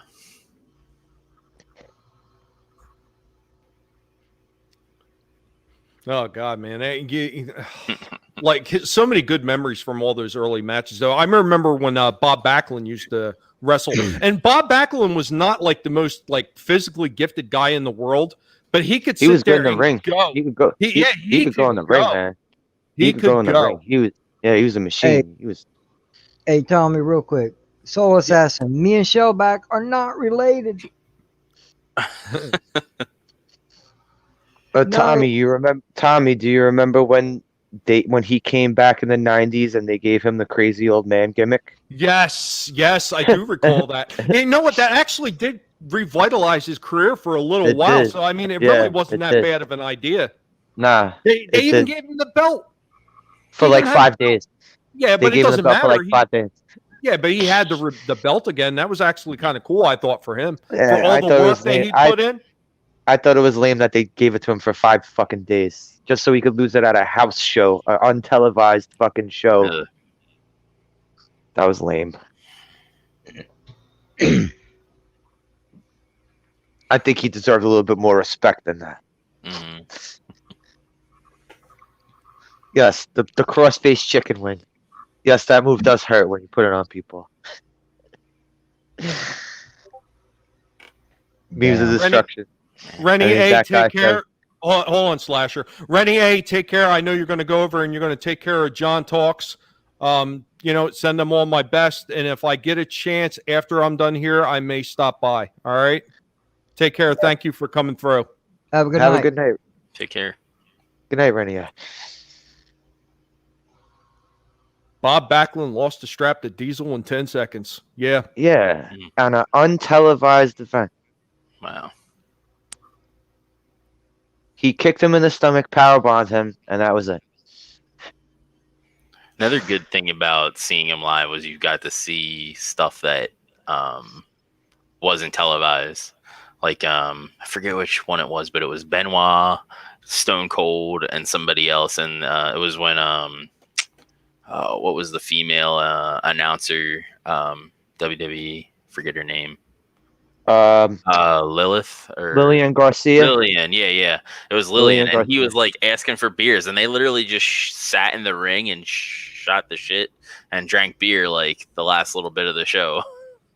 That wasn't on air. Hey, Mando Merck, thank you for coming by, buddy. And I'm glad that you were able to listen in the background even then. I mean, it doesn't matter if you're listening in the background when you get a chance to interact with the chat. That's great because I love to see that. But thank you for coming by. I do appreciate it. Just as much as I appreciate everybody else that has stopped by. It means the world every time you guys come out. It really does. Mm-hmm. And if you guys have any questions or anything, really, seriously, if there's something you want to mention, go ahead and say it. It. But I mean, let's get back to that. Were there any other wrestlers that you really think changed the game? I mean, obviously Hulk Hogan is one of them too. Mm-hmm. Hogan twice. You got to give it to Hogan twice. Oh, with the He had NWO, the 80s boom and the 80s boom and the mid 90s resurgence. Mm-hmm. So he had. Hey, Slasher, I want to go around the horn on that one. So, do you think that the NWO would have had the traction that it did if Hogan wasn't there? Go ahead. Me? No, I don't think if he wasn't, like, say if they would have made the leader of the NWO like, say, Coco Beware or somebody. No, it wouldn't have had the fucking same effect. No, like just with the original concept of having Kevin Nash and Scott Hall coming over as the outsiders, do you think it would have worked just with them? they'd have had to come up with who's going to be the leader. Like they'd have had to do like a longer build to see who the leader was going to be. They were But just I going to mean, pick a name. They would just pick a name So- out of a hat. yeah. So I mean, pretty much you're thinking probably not. It wouldn't have been what Nah. it was. No, definitely not. JJ, That's a big hell no, sir. right to the point. I love it, Angelus. Yeah, I agree. It's sort of like when they tried to bring NWO back in the WWE when it was just Nash and it just kind of fell short, and it just like because you need Hulk Hogan there to like sort of sell it, I guess you could say. No, it was all three of them. It was all three of them. Yeah, When they brought them back in 2002. I thought it was. Yeah, I thought it when was they brought them back. Hall, Nash, and No, 1, 2, 3 they Kid. brought them back. It was Hogan, Hall, and Nash. They brought them back in 2002, Okay. and then Hmm. Hogan had his match versus The Rock at WrestleMania, Oh yeah. and the crowd was doing nothing but cheering for Hogan the whole time. Mhm. And then Hogan ended up becoming a babyface after that. Yeah. And then Hall and Nash came out and tried to jump him. So that was the end of the Yeah. Hogan didn't last long as Hollywood Hogan in 2002. That's probably why I didn't remember it as much. But yes, Well, then they my- had X-Pac. Hmm. Scott Well, I Hall was got gonna say, fired my- because of the plane ride from hell. Hey, I wanted to say my thoughts on it were just this. I don't think it would have worked either. And for the simple reason that Hogan was still a household name at the time. He had that worldwide recognition that WCW so desperately needed to use in a different light because his original Hulk Hogan persona was fizzling out in the WCW because it actually become stale and people were starting to get a little bit sick of it. Because after how many years was he wrestling with that persona? Like over 10 years, over 10 plus years? Yeah. People were just getting tired of it. So when he reinvented himself as Hollywood Hulk Hogan, that was the catalyst that they needed. A name that everybody knew with a new persona to get everybody interested and get their butts in the seat watching because it was something different. And the heel turn was perfect. And it also made Vince McMahon change his ways with his creative process too. So Yeah, that's when he started coming up with the anti-hero type of persona that you've seen in Stone Cold Steve Austin and in The Rock. Yeah. I mean, because look at The Rock's career. The Rock's career was going nowhere as first as Rocky Maivia. It was going nowhere. It was dead in the water. They tried to pair him up with the Nation of Domination. That was falling flat on its face. No, well, that's kind of where he made his bones too. When he took over from Farouk, and he was on the mic every week talking shit. That was the beginning of him as The Rock. And that's another. Too. This dude is like the everyone seems to forget about this guy in the Attitude Days. Ken fucking Shamrock. That dude was, I liked Ken Shamrock. I liked him in the ring. He was good in the ring. And it was I don't know. Hey, JJ, go ahead. What were you going to say? No, just Ken Shamrock, man. He was a fucking beast. Yeah. He was I believe what they called him, a technical wrestler. Technical wrestler. Yeah, use your English, Jones. But yeah, man, I love the way I love his execution. People seem to forget about him during the Attitude Days, but he had a big part in it. Just him being there had a big part in it. Mm-hmm. Yeah. I liked Blackman too, Steve Blackman. Yeah, I liked him too. Well. Ain't nothing wrong with a Bruce Lee wannabe. Well, technically, that guy says he was never really a member of the NWO. He was part of what was called the Clique. The Clique wasn't necessarily the NWO. Well, that's where that word came from. Yeah, and then they had the red and black, the Wolf Pack. That was like what the NWO sort of turned into. Yeah, the red and black. And then you had the LWO, the Latino World Order. Yeah. And then, of course, ACW piggybacked off that with the BWO and the Blue World Order. I mean, I can. That always cracked me up. I don't care. Like that was my favorite NWO spinoff was the BWO. And then I forget when it happened, but then they had with what's his name? GI Bro with Oh my God! Yes. freaking They Yes. turned Booker T into Booker T, GI yeah. Bro. Oh GI God! Bro and that whole like thing with Major Guns the and misfits, Lash LaRue and the misfits in action. yeah. Well, what about when they did a soft reboot of the NWO and the WWE? I think was it WWE then, or was it still WWF Yeah, it was when they did the WWE. Job Squad? No, they did Oh, the yeah. Job Squad. Oh yeah. Yeah, It was Mick Foley, Snow, Al Snow, and Stevie who else? Richards. It was Stevie Stevie Richards, Bob Holly, Too Cold Yes. Scorpio. Too Cold Scorpio was for some reason. Why the fuck was Too Cold Scorpio in there? Too Cold Scorpio was a dope wrestler. That motherfucker should have never been a jobber. I always liked that guy. I forgot about the Hollies.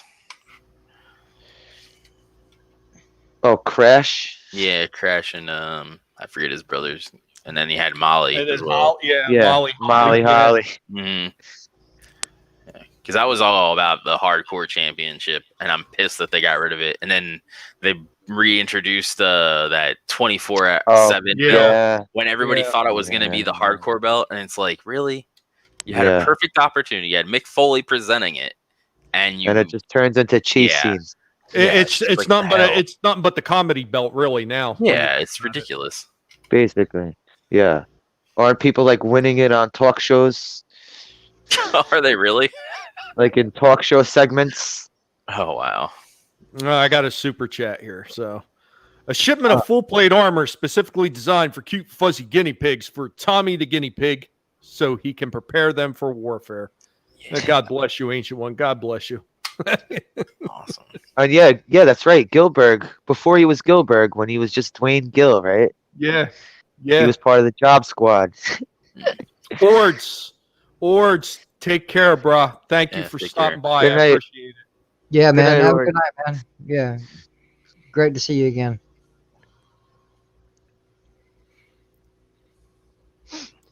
What about? I was going to say, what about Vader, too? Like Big all the Van stuff Vader. that he did over the year. Yeah, Big He Van was Vader.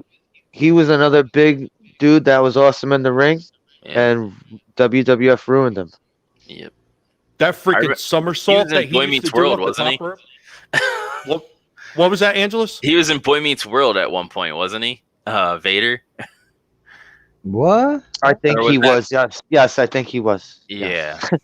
Yeah, he was in an episode of Boy Meets World where he was like the bigger dude, the fat guy that recently just like lost a lot of weight. That was one of Shane's friends, like kind of the bullies. His dad or whatever, I think was The Mean Street Posse. yeah, was Vader. Yeah. Oh God, that was so horrible. The only thing I think worse than the Mean Street Posse was the Spirit Squad. Wow. So I'm going to ask you guys this one. What did you think about Helms, Hurricane Helms? I like he was good in the ring, but the stupid hurricane thing, I didn't like it. I didn't like the stupid hurricane gimmick. I like The Rock making fun of him. Yeah, it was fun. Oh yeah, him calling him the Hamburglar was fucking funny. Yeah. He called him the Hamburglar every week. And you had Molly Holly actually became the what was it? Mighty Molly. Yeah. Oh wow. Yeah. Do That you was remember? like towards the end of like all that stuff where everything was starting to go downhill, like when they came out. Hey JJ, did you have anything on that one? No, I remember the wrestler, not too much though, but I just thought he was like, really, this guy again? You know, when he came out, that's exactly what I like. Starts out spinning around a hurricane. I'm like, what the hell? Yes, he do that stupid spin. This guy again? I much rather watch fucking Kurt Angle. I Yeah. remember he tried to choke slam Kane. Yeah. The Mean Streets of Greenwich. The Mean Street the Ground. We had a guy in our thing that was sort of like him, but he was a super stew. But he was like a mix of Hurricane Helms and I want to say Al Snow. But instead of head, it was shoe. You know, got a shoe. You know, so yeah. Al Snow, he was another funny one. Yeah. Al Snow was fucking funny.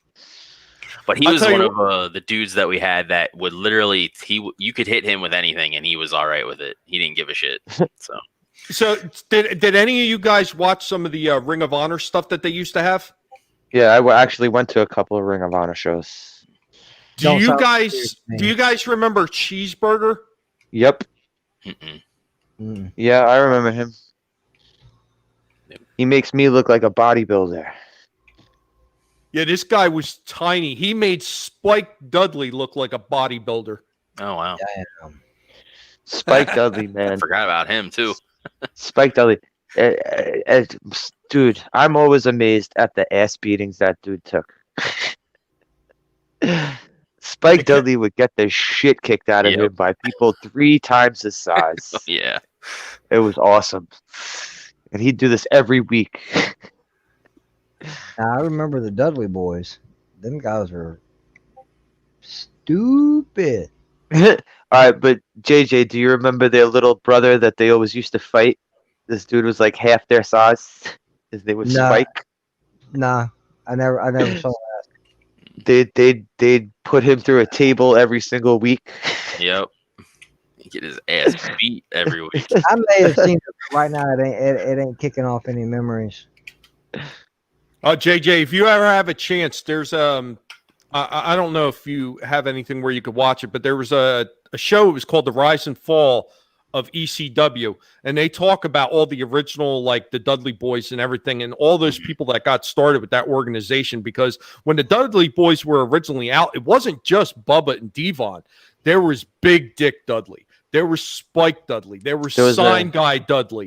Dances with Dudley. Dances with Dudley. Yes, their Indian cousin or something. Oh wow. The leader was Dudley. Yes. Wow. Okay. Didn't they make Molly Holly didn't they make her a Dudley at one point? They made Stacy Keibler a Dudley. Oh, that's it. When it was WWF. Yeah. Yokozuna and Mr. Fuji. You know what? I remember Mr. Fuji when he used to wrestle with his partner, Mr. Tanaka. Mr. Saito. Didn't he also wrestle with Mr. Saito? I don't remember Saito. I remember Tanaka. Oh, okay. Isn't Tanaka an announcer now? What's that? Isn't Tanaka an announcer now for the Japanese or for the? No, not that Tanaka. I'm talking okay. about an older one, not the younger guy. No, Yeah, no. I'm thinking He was an actor, Professor Toru Tanaka. He was in a lot of movies. Yeah. Okay. He was in The Running Man. Yes. All right. Yes. He was that Sub-Zero guy in the Running Man. Sub-Zero. Yeah. He's Sub-Zero, yeah. All right. He's in a lot of movies. He's always the bad guy. Like, he's always the henchman in movies. We got a question here for the panel. This time I'm going to start with JJ. Oh shit. All right, so go ahead. What would be your fantasy wrestling match, living or departed? I would have loved to have seen Andre the Giant versus the Big Show. Well, you see, not being the wrestling guru that you guys are, I just have to go with simplicity. I would love to. Now, is this a fantasy match? Yes. Yeah. Back in their prime, yeah, that would be a good. I have to agree with that one. The Big Show versus Andre the Giant. That would be a good. That would be a. You better have a strong ass ring. Angelus, your thoughts? I would probably want to see the Sting versus like anybody, like either Stone Cold or The Rock or something like that. Because like they brought Sting into WWE, and then what was it? Seth Rollins basically ruined his career, or was it Roman Reigns? Oh yeah, he crippled him. Yeah, literally ruined his career. And like, if that wouldn't have happened, we might have gotten some decent matches, like against like some old school guys on WWF with him. But yeah. Hey Tommy, can I retract that? What's that? Can I retract that last statement? Yeah, go ahead. After Draven just mentioned that, is anybody living or dead? You know, sometimes I would love it when they would bring like celebrities in. Sometimes, because I'm thinking, what the hell are you guys thinking? Y'all don't get paid that much. But dude, the Crow Sting Mm-hmm. against Brandon Lee. Oh, that'd Ooh. be interesting. That's a good one. Mm-hmm. Slasher. All right. Well, Sting fought Steve Austin in WCW, right? They had to have plenty of matches when he was stunning Steve. Mm-hmm. Yeah. Did Sting ever have a one-on-one match versus even when he was Mean Mark versus Undertaker? Even when No. did they ever have? They never had a match. No, it's They like, never met in a ring. They never Not met. even in a tag team or a No, six-man tag. because Sting, he'd actually talked about that a few times. Steve Borden, he actually, when he dropped the mask and he was actually just talking to people about all the people he had ever wanted to wrestle, and he never had the opportunity to ever wrestle Mark Allis. And when Okay, he well, became the Undertaker, that was one of his matches he won it. Well, that sucks. So that will be my pick. Okay. Now I'm going to go one, and obviously you probably know I'm going to pick the Undertaker if you've been paying attention at all to what I've said. I mean, he's my Oh, favorite. yeah. Love the Undertaker. But I'm going to pick the Undertaker in his prime against the Monster Abyss in his prime. Oh, that would have been dope. I always loved the Monster Abyss when I like him those too. early Impact, when it was Early still TNA. Abyss.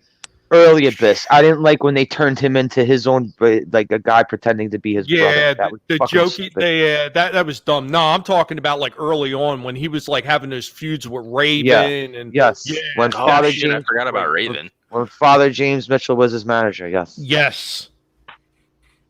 Underrated good manager stuff. right there, by the way. Father You James know, Mitchell was a dope manager. The word is that Abyss is actually working for.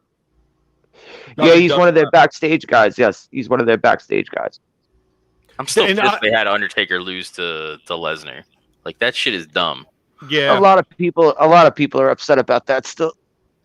Apparently, it was completely Mark's decision, though, because Yeah, here's what happened, and he actually talked about it in one of those interview things. I think he was talking about it during the last ride or something. I seen it somewhere. It might have even been a podcast, but he was actually talking about it. He said the reason that he wound up picking Lesnar because nobody else wanted to take the streak.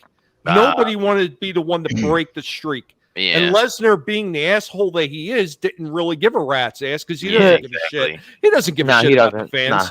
No, He he doesn't. doesn't. He's come right out and said he can't stand the fans. Dude, he's the reason the Rumble was shit. Like, that first was half so of the bad. Rumble was terrible. That was so bad. That was and so bad. Vince McMahon just keeps giving him like main ticket cards. It's like, why are you keep giving him this shit? It's just not entertaining, and you're just losing ratings because of it. But also, the point of the Rumble is to win a championship shot, right? Mm-hmm. So, what if they were to have fucking made him win the Rumble? What the hell what would have Empty Arena WrestleMania have been there? Mm-hmm. Like, Yep. what were they thinking at that? Empty. I guess they were prepared, right? Yeah. Yeah, Brandon Lee versus Sting is good. Predator versus Hulk Hogan. Oh, you know what? Fuck that. RoboCop, because RoboCop was involved in shit, I wrestling for forgot 5 about seconds. that. Yeah, RoboCop. WCW. RoboCop. Yeah. The Four You know what? Horsemen. I want RoboCop involved in a match. There you go. How about RoboCop versus Mr. T? I'll go with RoboCop versus Mr. T. That's funny. RoboCop versus Mark Lesnar. But RoboCop gets to shoot his gun versus Brock. There you go. Yeah, true. I mean, you know what? Even some of that really terrible and extremely cheesy stuff that WCW did back then, that stuff, a lot of it was just so much more entertaining than a lot of the stuff that we actually see today. It's kind of sad, right? Yeah. It's kind of sad, right? Like, we could use the Dungeon of Doom these days. Mhm. Well, they had the Kiss. Do you remember? You remember the Dungeon of Doom? Yeah. Anyone remember the Dungeon of Doom? Yeah. Angelos, what were you going to say? They had the guy that Kiss made. I think he The was Demon. the demon. Yeah, the demon, and then they even had the Sub-Zero dude. Glacier Glacier. They had those dudes. and that were, Mortis and Canyon. Before he was Canyon, he was supposed to be, because they were supposed to be direct ripoffs of Mortal Kombat. Yeah. Glacier and Mortis. Uh-huh. One was blue, one was green. Yeah. An- shit was great. Anime Wolf Gamer. Hello Yeah. there. Hello. Hey. Thanks for coming. Get to the chopper. To the chopper. Maybe Vince McMahon, since Mr. T's still alive, maybe Vince McMahon should bring back nostalgia and have RoboCop versus Mr. T. That'd be interesting. I mean, if you keep looking back like that, there's so many like what ifs that could have happened in wrestling too. I mean, so many like good matchups. I mean, could you imagine like who's like oh god, why am I blank on his name? The big dude, the one that was part of Bray Wyatt's camp initially. Braun Strowman. Braun Oh, Braun Strowman. Strowman. Imagine Braun Strowman against somebody like oh god, now I'm going to blank on his name too. Why am I blank on his name? The old school wrestler that Vince originally had set up as his top guy, Bruno Sammartino, back in his heyday. Yeah. How big that dude was. Mm-hmm.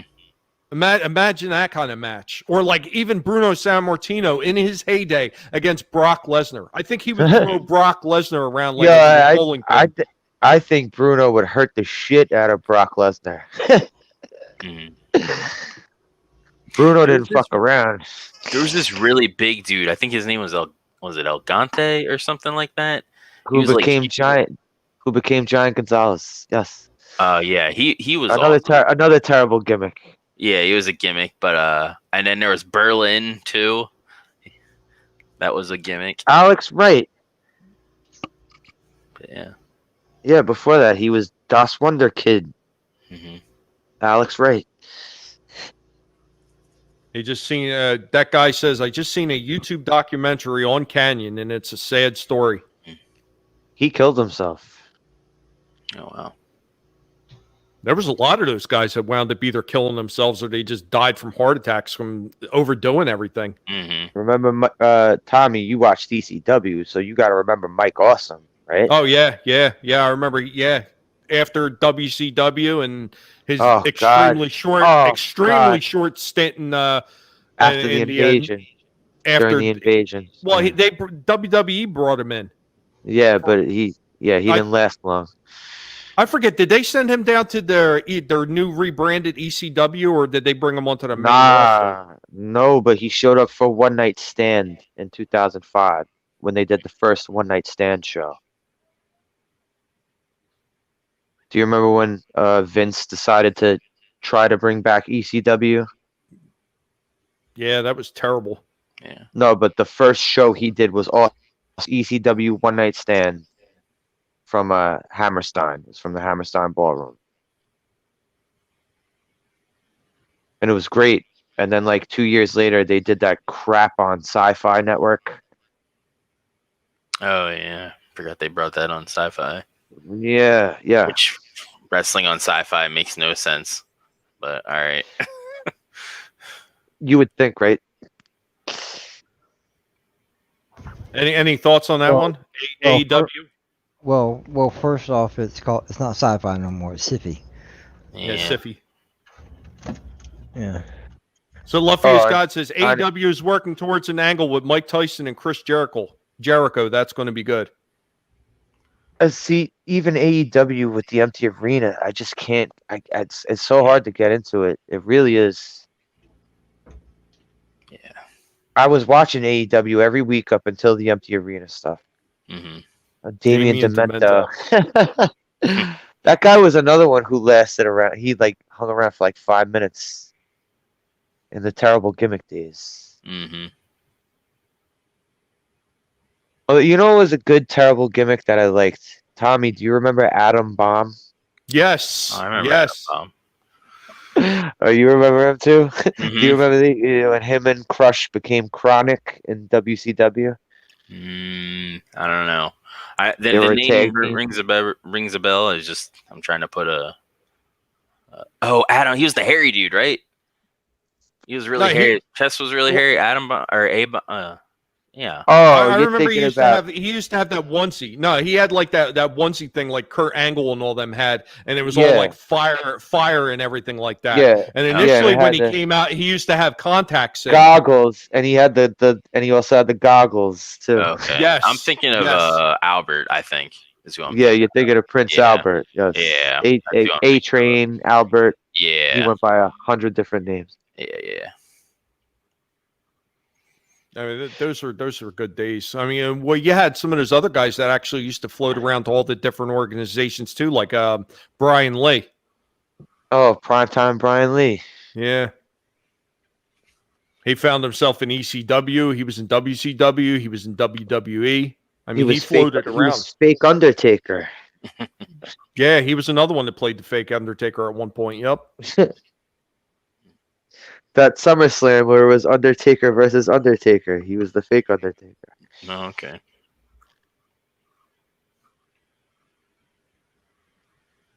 And there was never two people that actually had their careers killed before they could ever begin. Then when WWE tried to bring back Razor Ramon and Big Sexy Kevin Nash, while they were the real guys were still in WCW. See, that was around the time where I wasn't really watching wrestling too much. Around 95 was kind of when I that's the most time I dipped out from watching wrestling. Mhm. But then when I was able to start watching ECW in 96, that drew me back into everything else. Yeah. After seeing some live shows, that's kind of when I dipped out. Like after the invasion, I seen a couple live shows. And after you see it live, it's just kind of, well, it loses its feel, I think, watching it on TV, at least to me. And I mean, I'm still a fan of it. I'm just not as hardcore as I. Yeah. I'll watch the stupid pay-per-views and stuff. And my but- buddy, he watches it all the time. And if he's like, "Oh, you want to go to a pay-per-view?" I'm like, "Yeah, sure, I'll go along." And that's about as far as I go as far as wrestling anymore. Well, you can't now. Oh, yeah, now. But I mean, like, before all this stuff was going on. Yeah, I mean, it's one of those things that I think as soon as the ship is able to be righted, they're either going to right the ship or they're just going to sink beneath the waves. Because, I mean, right now, I mean, even if they're doing fairly well, they're doing fairly well with this pandemic. I don't think it's going to last forever. Yeah. I think you're right. It's a shame too. Yeah, but well, didn't they say that their WWE network is not doing as well as it was? Mm-mm. I think Yeah, I don't since think the it's doing start, too good. I think they overestimated themselves when they started the network. Yeah. Weren't they supposed to do like a bunch of original movies and all that stuff? Have they even I done will that? say, the network though, it is good for the archives. The library is good for the network. Oh God, when I'll they say first started it, they had all those shows coming out. Like they had the Legends House Mhm. with all the like Roddy Piper Oh, and yeah, Hacksaw Jim remember that. Duggan and Tony I mean, Atlas. I mean for like the old events, like to be able to go back and watch Oh. a bunch of Rumbles in a row. That's Mhm. awesome.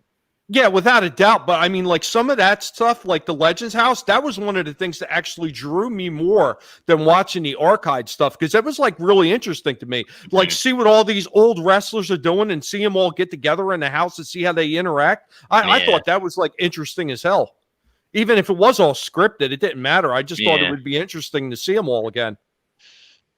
JJ, did you ever catch that or you never watched that? No, I can't say that I ever did. Never even heard of it, actually. Oh man. I remember it. I never actually got a chance to watch it. But didn't Yeah, I that have didn't wa- like some of the managers? I in think it I too, did and watch all that. The that one stuff? with was that the one with Roddy Piper and the Fink? Yes. Howard Finkel was in it. Yes. Mean Gene Okerlund was there. Yeah. Jimmy Hart. Jimmy Hart. Mhm. Hacksaw Jim Duggan. Tony Atlas. Okay. Yes. Yep. And they all seem to hate Tony Atlas because Tony Atlas was being a dick to everybody. Is that what it was? Kind of. But they also had problems with Jimmy Hart too. Like Mean Gene. Oh, and Pat Patterson.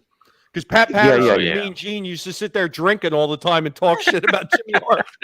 That's funny. Lorena Creel, hello there, dear lady. Welcome. Good evening, you sexy lady. Hello.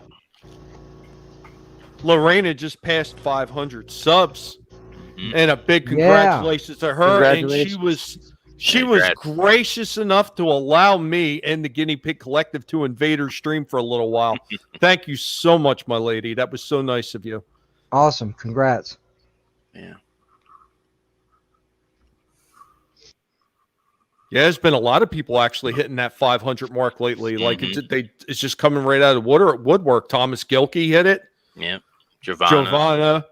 Giovanna just hit it. You were on there for a while. I mean, Yep. I had a few minutes to be able to stop by before I had to finish setting up for this, Yeah. so I couldn't stay. So, You're getting there, right? you know what? I have no clue. I mean, if somebody in the chat can actually tell me what my sub I count saw- is, because I I have saw no it said- clue. 430. What I saw. I don't even pay attention to it 90% of the time. I just worry about what I'm trying to get done on the channel, trying to make the best content I possibly can. 429 is what I'm seeing. But you So know I how pay- YouTube is weird and Yeah, shows you one know, thing one way and yeah. yeah. You go on a video and you might see a different number that's a lot higher than we're actually seeing in the studio or Yep. on the channel splash page. So we passed 420. So props to JJ.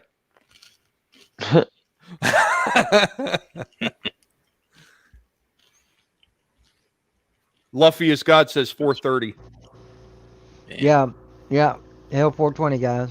Last time I looked, I was almost to 150. Nice. I don't do shit. I'm at 120, I want to say. It still shocks the Shit, hell out of me. shit. I put out videos and I'm at 118. So And I see Ancient One already posted her Twitch. And Oh, she has a Twitter. Twitch? Oh, Oh, he's got her Twitter here. Ah, In addition to her YouTube, Lorena Creole also has a Twitch. So follow her as seen in this link on Twitter.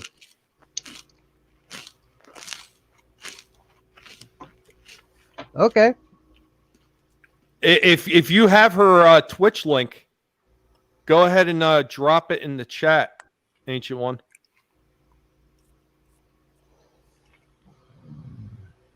yeah, because I'll watch that.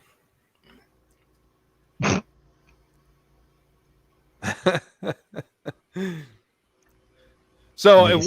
we're gonna get talking about some of those smaller federations that kind of just disappeared off the face of the map. What is the first one that you could think of, JJ? The first one that I know of has always been the WWF. Because my brothers watched it sometimes while I was growing up amongst, a lot of freaking football. So to me, that's my earliest remembrances of any kind of wrestling would be the WWF because you couldn't forget, the logo. All right. So what about the first wrestling organization that you remember just disappearing? Disappearing? Mm-hmm. Generation X. No, an actual wrestling organization. Oh, organization. I'm sorry. Dude. See, I don't know much about it, so I'm having to think about it. Honestly, I don't remember because I only watched for like 3 or 4 years, and then after I got my divorce, I kind of stepped away from wrestling. So I really don't have one. Okay. Yeah, honestly, I'm sorry. No, it's fine. It's fine. Angelus. I say my earliest is probably. I'm assuming it was WCW, but it could have been WWF. But like I said, those Flair versus Hulk Hogan, and with Mr. T being like the guest referee, and then he like turns on Hulk Hogan. I'm sure that was WCW, but I could be wrong. But yeah, that's like my earliest that I remember.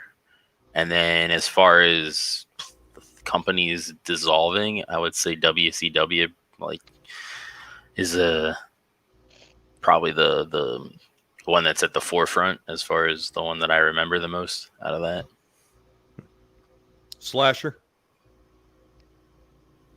I'd say is probably like I don't know, what was it? These two federations that I used to actually be able to see on TV here.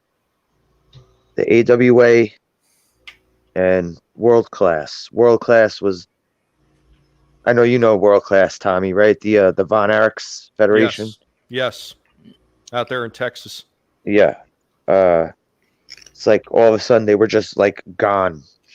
Or like even like they were like absorbed into other federations or rebranded and shit. It just kind of got weird. So I'd say like seeing those two just disappear, especially seeing so many people who came and went to WWF and WCW at the time, like they made huge names for themselves. And those two federations are just gone. The AWA and World Class Championship Wrestling. Those are the first ones I could think of. Like as far as mine, like there was a few of those like smaller federations that wound up being absorbed into other companies. And the first one that I actually recalled seeing disappear, because I was in the same situation that you were in. We didn't, where we were at, we didn't get a whole lot of like the Western or Midwestern shows that very often. So my recollection was always of the NWA being absorbed and turned into ECW. But before that, there was still like a sister federation to WCW when Turner decided to just change it into WCW because they were still defending the NWA belt there, right, in WCW. Do you remember when they relaunched the NWA? They did it hundreds of times. Well, I recall because I seen it on regular TV, and that's where I first ever seen AJ Styles as a young kid. He was a young kid. No, on NWA. They had an NWA TV show, and I caught it late at night at one time, and I seen AJ Styles there. Was it NWA Wild Side? I think that was that the thing? I can't remember what the extra, what the extras were to the show. I just remember NWA because I remember he was the NWA champion at one point. So,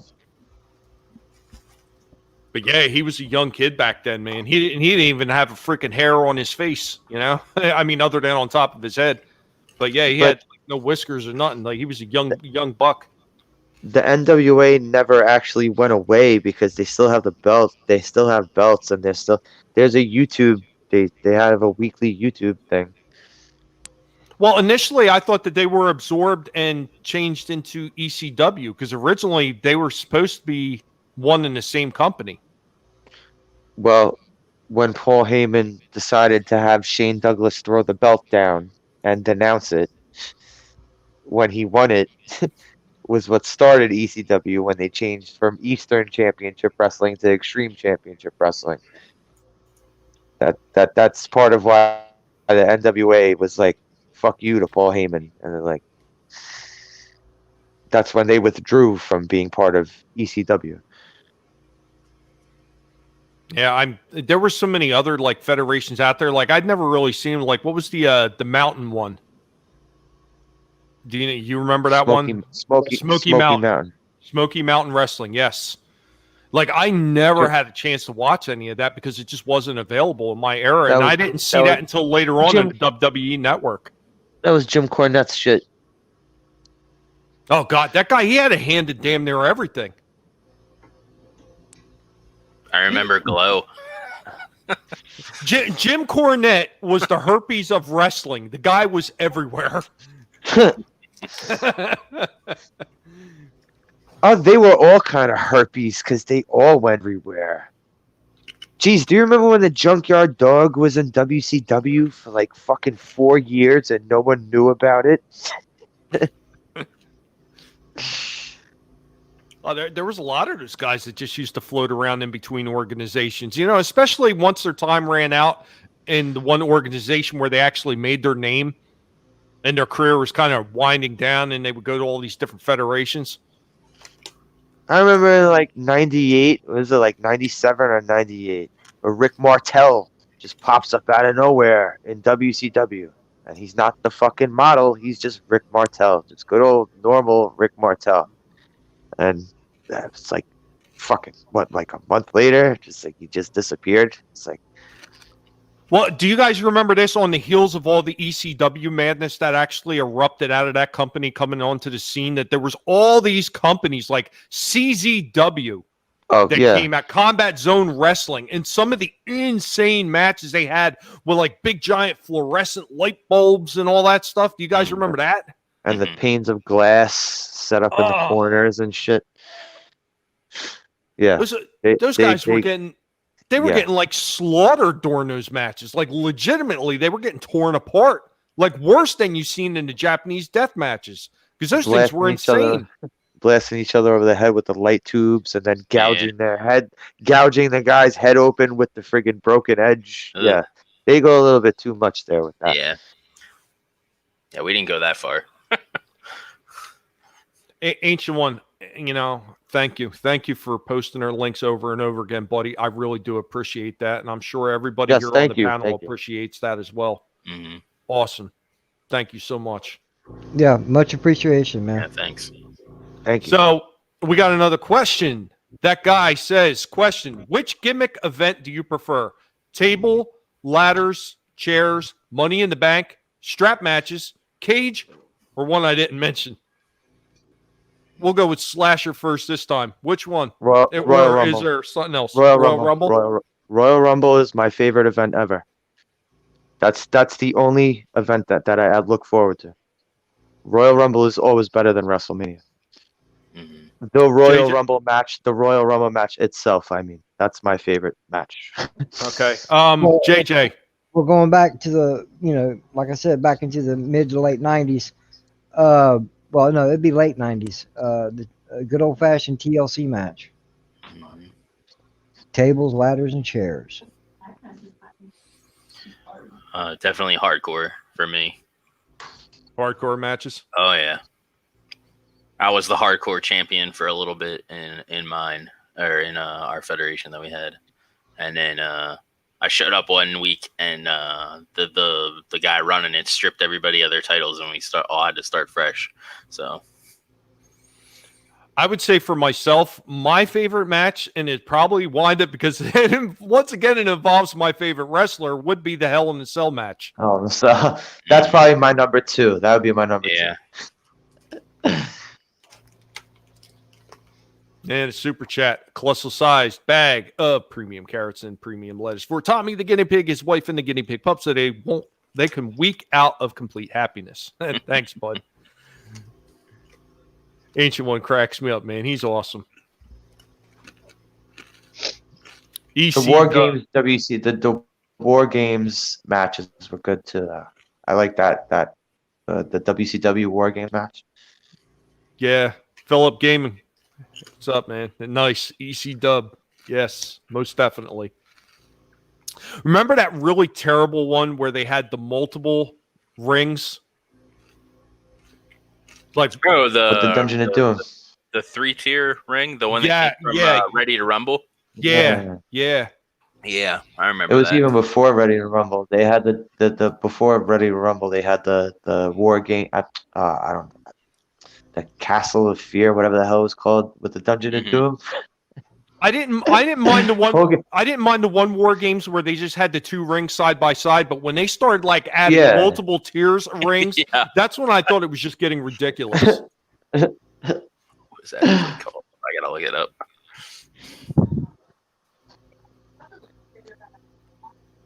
It was the Dungeon of Doom versus Hogan and Macho Man, and Hogan and Macho Man started their way from the top of the cage, and they had to get from one level to the next level to the next level. Yeah, triple cage match. The Ready to Rumble match. Yeah, War Games.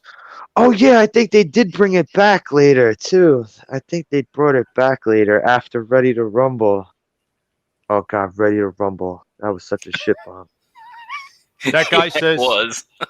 That guy says, I like Falls Count Anywhere matches because they can spill into the audience or go backstage. I mean, I like them to a degree, those but are if good you ones. happen to be just watching it on TV, it's great. But if you're in the arena, I would imagine that those type of matches get kind of irritating really quick. Yeah. Well, early on, I used to love hardcore matches, but then after a while, it just got too unrealistic. I'm like, half the shit they went through, ain't nobody gonna survive that. Yeah. It started getting unrealistic, and I guess that's one of the things that just started turning me away because it was getting less and less more entertaining, and it was like more. I always pulled logic out of my ass somewhere. I'm like, ain't no damn way if someone got hit with a damn real garbage can, they're gonna be able to just stand there. Hey, let me tell you You'd be something. surprised. Somebody has chosen the most extreme match that you've probably ever heard of, and God bless you, Bone, for saying this one. Barefoot Legos on the floor match. Oh God. Oh, Hey, they make slippers for that now. brutal, man. Brutal. They make slippers for that, so we're good now. Oh, God, forget about the thumbtack match. Just throw a bunch of Legos out and throw somebody on them. Hmm. And anybody that has ever stepped on a Lego, you know where we're going with this. Oh yeah. Oh God, that's hilarious. I love that one. I love that. That's freaking great. Oh, imagine those like on your bare back, just getting No. body slammed on it. No, Ah. no, I'm good. No. Yeah. No, I think I could do without it. Yeah, Those Legos are so unforgiving. I know, right? Especially the old school Legos. That guy Those old says- school Legos. Oh my God, you Oh, could almost yeah. run those things over with a car before they would Mhm. break. Mhm. Then you had the big ass ones called blocks. Yes. Hmm. I've always wanted some of them. I wanted to make me a little shed out of one, out of some blocks. I'm sorry, I'm a simple man. Yeah, I think Mego made those, if I'm not mistaken. But the I big would- giant Legos. Yeah, I want to say it was Mego that made them. Mm. I mean, I might be mistaken, but I thought it was Mego. I've seen a couple shows where they use them to make like a wall or something, and then somebody ends up bursting through it.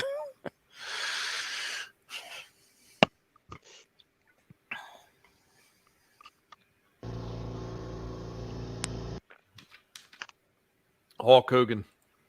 Hulk Hogan to a zombified Andre the Giant. Come on, Andre. I signed so many contracts for this rematch of the century we need to have. I want to feel good by lifting you again.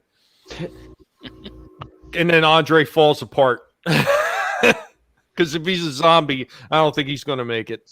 Or Well, either that or Hogan's knees give out again. Back in the day, if you were fat and foreign, Hogan was gonna body slam you. Mhm. Damn. You know, like fat foreigners. Did anybody ever had the wrestling buddies? I did not. My brother had two of them. He had Hulk My- Hogan and he had the Ultimate Warrior. Actually, knew no, he had three. He had Macho Man too. I knew a few people who had the Ted DiBiase one. Oh, nice. I forgot about Ted DiBiase and the. They had I they had the Ted DiBiase one. That was fucking funny. I was so sad. I was hooked on the Hulk Hogan TV show. Which With him. one? Thunder in Paradise? No, him and his family. Oh, Oh, I yeah. never watched that. Oh God, what was that one called? I don't remember, but I know his daughter- Hogan knows best. Mhm. Hogan Yeah. knows best. Yeah, that was awful. Yes, that was awful. all I know is his daughter. His name is Brooke, and she's hot as hell. She sings too. I Yeah. know that. Yeah, I know that. I like Thunder in Paradise. I remember watching that. Fucking Thunder in Paradise. He thought that was gonna take him away from wrestling. Mm-hmm. He really thought that shit bomb was fucking gonna take him away from wrestling. Well, Apparently, he didn't learn from all the really cheesy movies that he Oh, put out there. That oh, wasn't you- gonna, what that do you wasn't mean? gonna be it. Are you talking about hits like Mr. Nanny and Suburban Commando? Are you talking about stuff like that? No holds barred. Oh, come on, he was a hit making machine. yeah. That's on Hulu. I No think- Holds Barred. That's the one with him versus the guy from Friday, right? Yep, Zeus Zeus. Oh, all right. Yeah. You know what? Zeus might have to be involved in my dream match. Now that I'm thinking about it, because Zeus was one of the best worst wrestlers I've ever seen. That They motherfucker. All he actually used to brought do. him out too. Yep. They To actually brought wrestle. him out for a wrestling match. Yeah. And like his big move was like hitting someone in the back with a clubbing forearm. Yeah. Thanks. And then yelling, Yo. How much time did you? Yeah. And hit yourself in the chest and scream. Yo. How much time did you spend training to become a wrestler, dude? Awesome. It's funny. He's in an Well, episode of French Prince too. No, I was going to say, well, let's be honest. With that lazy eye he had, could he really follow everything that was going on in the ring anyway? Mm-hmm. That's cold. Oh, I'm sorry. Hey, I mean, man. I like to do that. I like to do it as an actor. Don't get me wrong. Yeah. I think he's a better actor, but him in the ring, that shit was painful to watch. Dude, Don't- he was. Go ahead, JJ. Don't treat President Debo like that. I tell you what, yeah, him and Friday. Oh man, absolutely. President Devo, because he was president in the Fifth Element. Yeah, yeah. That's right. He But, I was. mean, when you're talking like his best role, I would still say it's Friday. Yeah. Yeah. For sure. And he freaking Debo. He was in the first two movies. Mm-hmm. I'll always know him as Zeus. Zeus I'm versus sorry. Dennis Rodman. I'll always know him. Oh shit! Yeah, you could also The throw Worm. Rodman. Rodman. You could throw in people like Rodman, Or Carl Jay Malone. Leno, Jay Karl Leno, Malone, yeah. When Karl he was with Malone. DDP. Yep. Yep. Jay Leno. Remember What Jay did they Leno call? was They called shooting like Dennis. They Diamond called Dallas Dennis. They called Dennis Rodman Rodzilla when he was part of the NWO. Mhm. Oh wow. Wow. There was some hilarious stuff back there, and then they were doing. You know what I really thought was really funny, because when you seen people like Dennis Rodman standing next to some of those other guys, you've seen how really short they were as compared to how they were built. Because Rodman was like what was he, like 6'8" or something? I always thought they fucking overplayed how tall people were. You think Andre was really 7'4"? Was he really 7'4"? I heard that was absolute nonsense. Yeah, I don't know. I also heard that people told me that they met Hulk Hogan and he was only like maybe 6'2" or something like that at the most. I met 7'4" is what he's apparently billed at. Andre the met, Giant. Yeah, Andre the Giant. I met a lot of those guys from ECW. I mean, like, Bubba Ray, they have him billed at 6'3". We were the same height. I forget how tall they said Kronos was, but Kronos was How tall are you? How tall are you? 6'1". Oh, okay. And even primetime Brian Lee, he was only a few inches taller than me, and they had him listed as about 6'7". Shit, I'm a little guy. I'm 5'9". Yeah, same. I'm 5'10". I'm not tall. Andre the Giant towered over Chewbacca. That's just crazy. Peter Mayhew was 7'1". Okay, so then Andre was 7'4".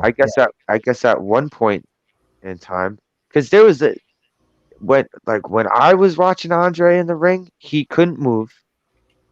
He couldn't move at all, and he was always hunched over.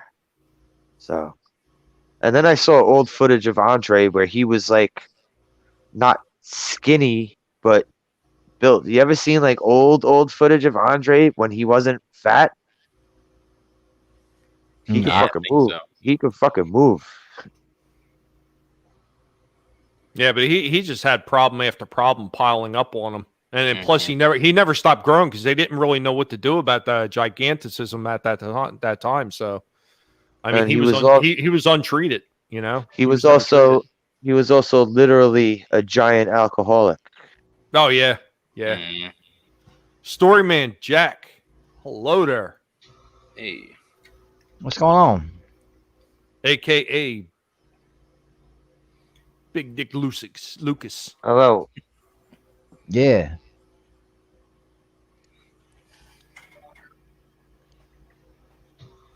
That's Double a name I Dragon. haven't heard in a while. Double Dragon. Wow.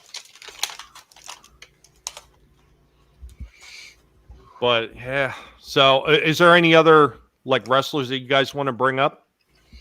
Man, wait, I didn't think that the wrestling one would go for this long. Did you, Slasher? I thought JJ was gonna have a topic, but I Oh, I did, but you just kind of took it and ran with it. Mm-hmm. well, So- what was your topic? I'm a gamer, dude. Just old school games, man. Go ahead, talk about it, JJ. Yeah. Curtis YZ in the house. What's going on? Curtis YC, what's up, Hey, bruh? Curtis. Just a couple of hang on, let me see if I do this right. Are you able to share a screen, Tommy? Yeah, go ahead, anytime. All right. You know, just a simple life, man. Back when gaming really started taking off, man. The original Nintendo Entertainment System. Mm-hmm. I've played most of these games that are here right now, even some that ain't, because I noticed RC Pro-Am ain't in this list. If it is, I missed it. And then of course, Super Nintendo. Oh yeah, Super Nintendo. I just love games, dude. All types, all eras. It wasn't going to go as long as the wrestling was. I promise you. Mhm.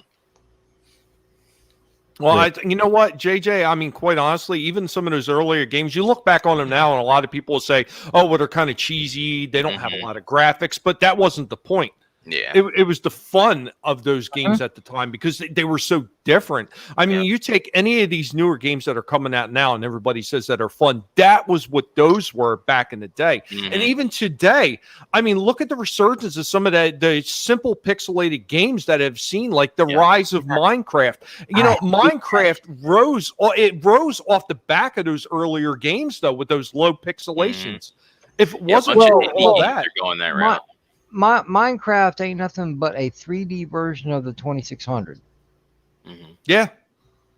And I don't particularly care for it. All this pixelated stuff they have coming out, I'm like, if I want to play that shit, I'll play some original stuff, not something you guys think is cool. Yeah. I'm not paying $20, $30 for some pixelated shit. Well, they had a. I mean, don't cost that much, but still, you get my point. Oh yeah. And there was a lot of those games that just came out. Like they had the Mahjong under Microsoft. I should also add because Microsoft owns them now. They bought out one of their other competition titles, which was Terraria. Yeah, I have that. I haven't played it, but it looks fun. No, it's a good game. I played it myself. I got it like extremely cheap. I think it was like $5 or something like that I got it for off the store when I got it originally. But I mean, it was a fun game to play. But I mean, the pixelations on that are even lower, and it's a side scroller, so it's not like a 3D environment like Minecraft is. Right. Yeah, that guy said he's throwing them out in the chat, man. Pro wrestling at Sight Bike, Contra, was one of my favorites. Altered Beast. Some great games, man. I've played them all, and they're all great games for their time. I loved Altered Beast. I played it first in the arcade, but when I heard there was going to be a home version of it, I'm like, no shit, really? Nice. That Golden Axe. Oh, Golden Axe was good too. Yeah. Just stuff like that, man. I love gaming. I only played the arcade version of Golden Axe, though. I never played the home one. Well, of course, even today, most of the time, if there's an arcade version of it today, it's just as good, if not better, on my home version because they can do a lot more with it. Yeah. And distribution. But back in the day, the arcade versions were always better. But the fact that you could come on, dude, the original Mortal Kombat 1, 2, and 3. Yeah. On like the Super NES. Oh yeah, compared to the arcade, yeah. I had 2 and 3 for the Super NES, and then I had the first one for Game Gear back in the day. I played the crap out of those. I still own the disc and the console, the PS1, the very first PlayStation. It was called Mortal Kombat Trilogy. Okay. Yeah, the one that had all the characters from the first 3 together. Yes, yeah. Yeah. I love that shit. I played the hell out of it. Yeah. You know, even home versions of Street Fighter 2 and Super Street Fighter, Super Street Fighter EX, Super Street Mhm. plus EX plus Alpha, EX plus Yep. 28.95, and add a Super 7 Street on the Fighter back. Turbo for the Super Nintendo was really Oh, good. the turbo was insane. Hmm. Hey, JJ, what do you think about this comment from that guy says?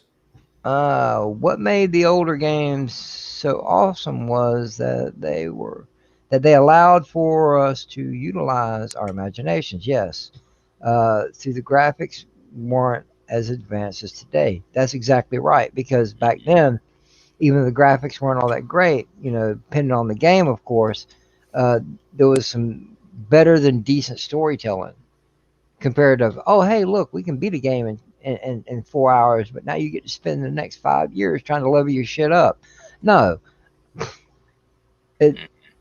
things back then were a lot simpler, to me, a lot better, and yet, of course, a lot cheaper, but still. Yeah. I still remember my first time playing a video game was at my godparents in Jersey, I believe, on a big screen TV. It was the Super Mario Brothers for the NES. That was my first ever time playing a video game. Have a good night, Lorena. Thank you for And stopping then, in, darling. Lorena, Although- take care. Thank you so much Take for care, coming Lorena. by. Have a good night. And then all the way home from vacation, I was like, I want a an NES. And then my parents finally caved in and got me the NES. You know, the first game that I remember for the Super NES when that came out, I mean, you guys were talking about Mortal Kombat. The first one I remember really being like very much like the arcade was the Street Fighter games. Because, I mean, it was Street Fighter 2. Yeah, it was Yeah. that was good. Yeah, that was a I good, remember that being almost translation. looking exactly like the arcade. It was so well done. Yeah, Mm-hmm. definitely. Oh, I've logged a lot of hours on some Street Fighter and Mortal Kombat back then. Did anyone actually play Street Fighter? Just Street Fighter, the original Yes. Street The Fighter. original Street Fighter. I No. seen it, but I never played it. I Okay. used to play it in a bar over there in Trenton because they had that old game. Matter of fact, I was talking about this. Was it last week or the week before? It was the one that they actually had the ashtray built into the side of the cabinet. Okay, Mhm. all right. Where Yeah, it's but- just Ken or right. It's just Ken or Ryu. Player one is Ken or player one is Ryu. That's all it is. But you have to play through. You have to, if you're playing one player, you have to go through the tournament. Yeah, the Yeah, final yeah. one was Gen that you had to fight. No, Sagat. Sagat's the last guy. Was it still Sagat? I thought it was Gen. Yeah. For Yeah, the last country is Thailand, and the two bosses are Okay, so Gen was right. Adon, and then Sagat. Okay, so Gen was before them. Yeah, it had the Yeah, actual, Gen was China. Gen was China. the punch and kick buttons were actual big ass things that you literally had to hit. Mhm. Well, it was also really. It wasn't so easy to pull off the fireballs either. The moves weren't as easy to pull off. Mhm. Yeah. I remember a sub shop that my dad used to go to all the time had the Mortal Kombat arcade cabinet in it, and I was always bugging to play that. Or they also had a pinball machine, and I was really big into pinball machines when I was younger too. And I Tekken. would play that or the Oh, Tekken, yes, Tekken. Oh, Sorry. Tekken stuff. Sorry, I just lost my shit because I love Tekken. That's my favorite, out of Mortal Kombat, Street Fighter, Soul Calibur. I love Tekken. Tekken's my favorite fighter. never could get into Tekken. Soul Calibur, on the other hand, now that was my shit. I had a Soul Calibur for PS2. I don't remember what the subtitle of it was called. but- Soul Calibur 2, probably. Okay. With Yeah, Luffy is Hayachi. God. Luffy is God. Yeah, the all the mini games that are coming out, the mini consoles. Yeah, I've seen them. We had a Genesis one, and I think we had an NES, or no, was it a regular NES? Yeah, I think it was a regular NES we had as well at one point. And I have a actually, we had an old Atari one too. I have a Genesis. Not the tiny ones, but Yeah.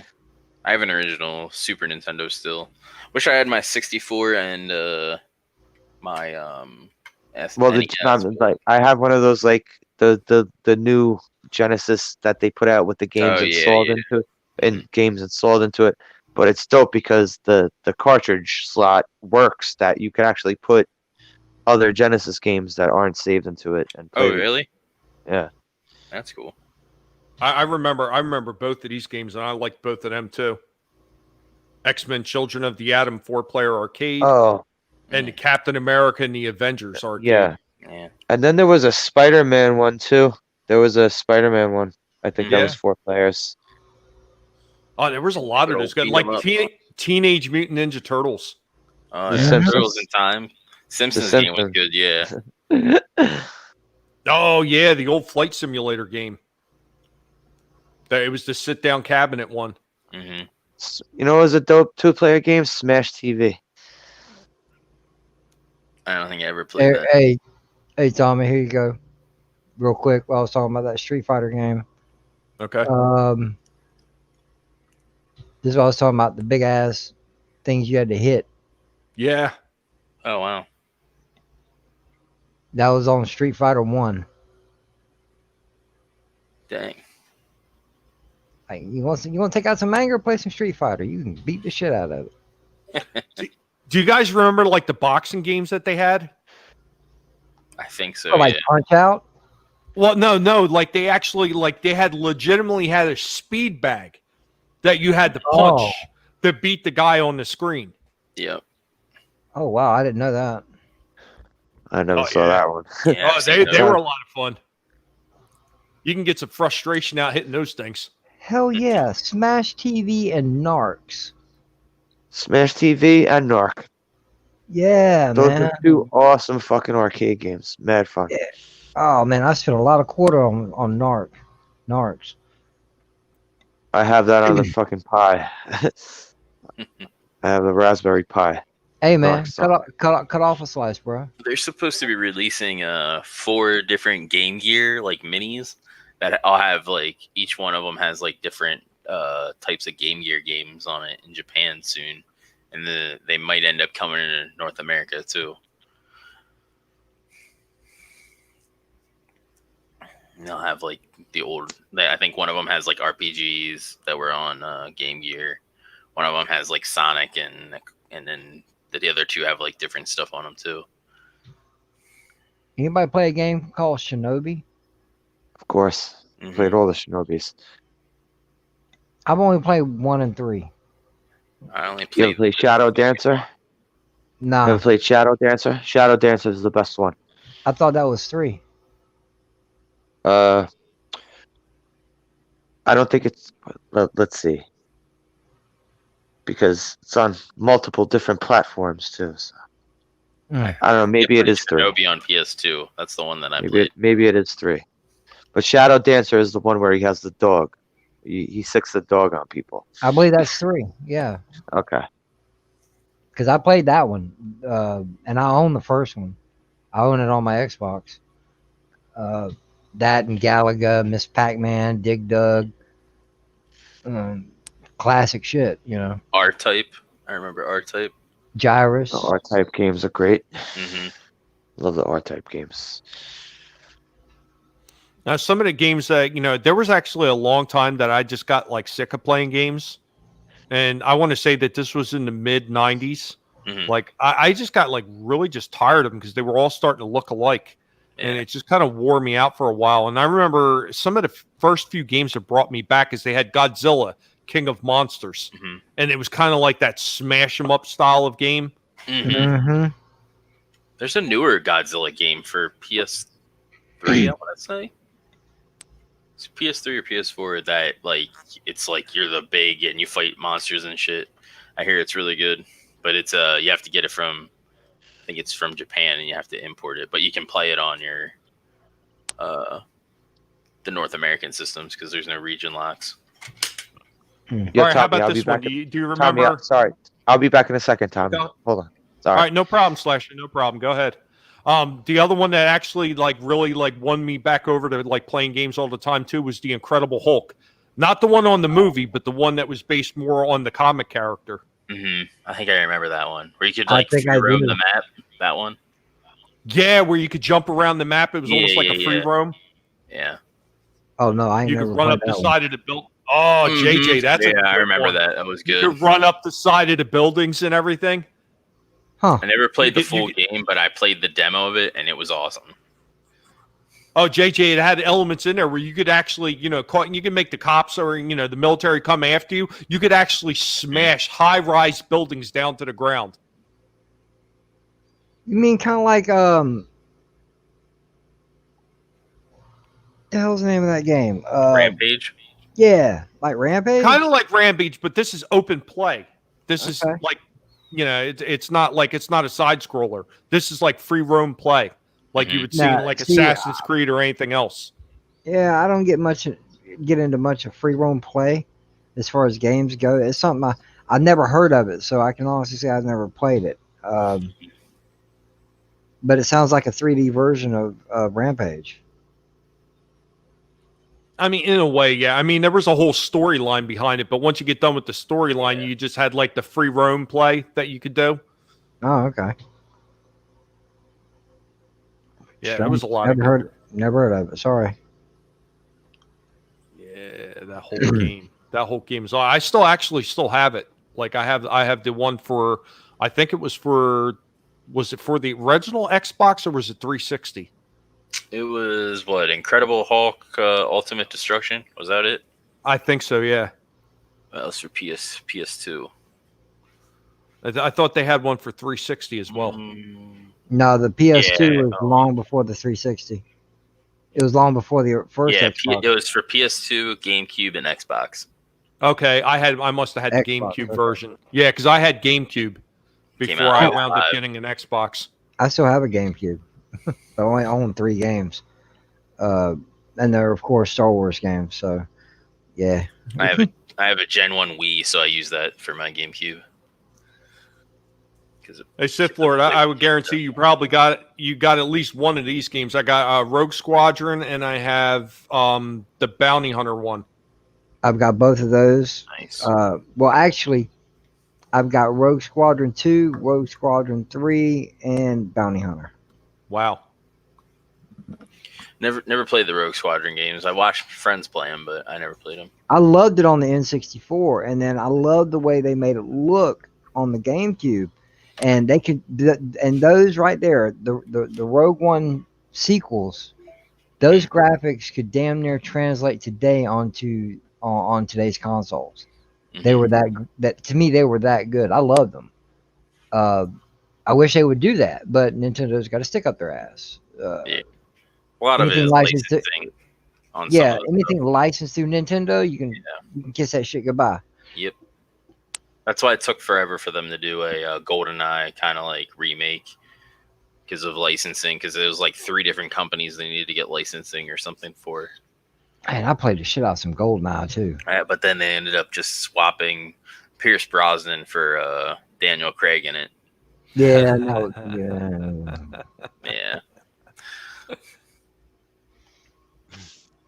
Yeah, we played a shitload of GoldenEye. A friend of mine, he was actually damn good at this shit. All right, I ain't no lie. He could kick all our asses. So he come up with the brilliant idea one night. He goes, "Hey, how about all y'all 3 of y'all take me on?" I'm like, man, that ain't right. We'll kick your ass, all 3 of us. All right, and we started trying to communicate to one another. We're all sitting in the room, right? You know, there's 4 controllers, wires everywhere, and it's like, all right, no, it's me, don't shoot. It's me, don't shoot. He come running right by us. He'd be like, it's me, don't shoot, and fool us every single damn time. By the time we turn around, we're done. We're dead. You know which one I like playing on the multiplayer? Conquer the Squirrel. Of course you would. Conker's Bad Fur Day was amazing. Game was so good.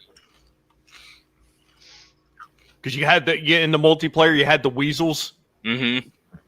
They got you, filthy cocksucker. And the teddy bears or whatever were after you. Yeah. Yeah. Speaker of the Dead, welcome. Thanks for showing up. Hello. I don't even see him yet. Ah, there he is. Speaker Come for the on, dead. Tommy, you ain't got your chat popped out. Hey man, this thing is slow. It was I up don't on my know phone, why. but it wasn't up on StreamYards. Yeah, StreamYards is slow. Yeah. No, I got the actual chat, YouTube chat popped out. Oh, I tried to bring it up earlier, and YouTube wouldn't allow me to bring it up. Giovanna was talking about that, how she was having issues with like being able to use YouTube while being in StreamYards. Yeah, And I have it wouldn't let issues me. running it too. Like it just doesn't want to work when I have it. So I just put it up on Well, my phone. the page don't even need to completely load. As long as those three dots are up there, just pop it out and close it out. Mm-hmm.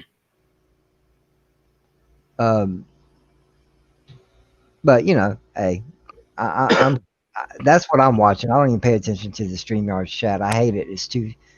I agree. It's too slow. Mm-hmm. Besides, I like having a little edge. Yeah. Yeah, I don't know what they're doing anymore. YouTube is driving me nuts with some of the things that they're Like doing. they changed the whole thing where you can like you used to be able to, if you didn't have somebody's link, you could go and just view their channel through their name in the chat. Yeah. And now Yeah. you can't do that for whatever reason. Yeah, how come every time I try to do that through the chat now, the only option is to block or report someone? Mm, I've tried to go to so many people's channels through the chat. Yeah, they Yep. removed that a while ago, Slasher. That was months ago they removed Mhm. that. Why is the only option block or report? What the fuck is that? yeah, it's stupid.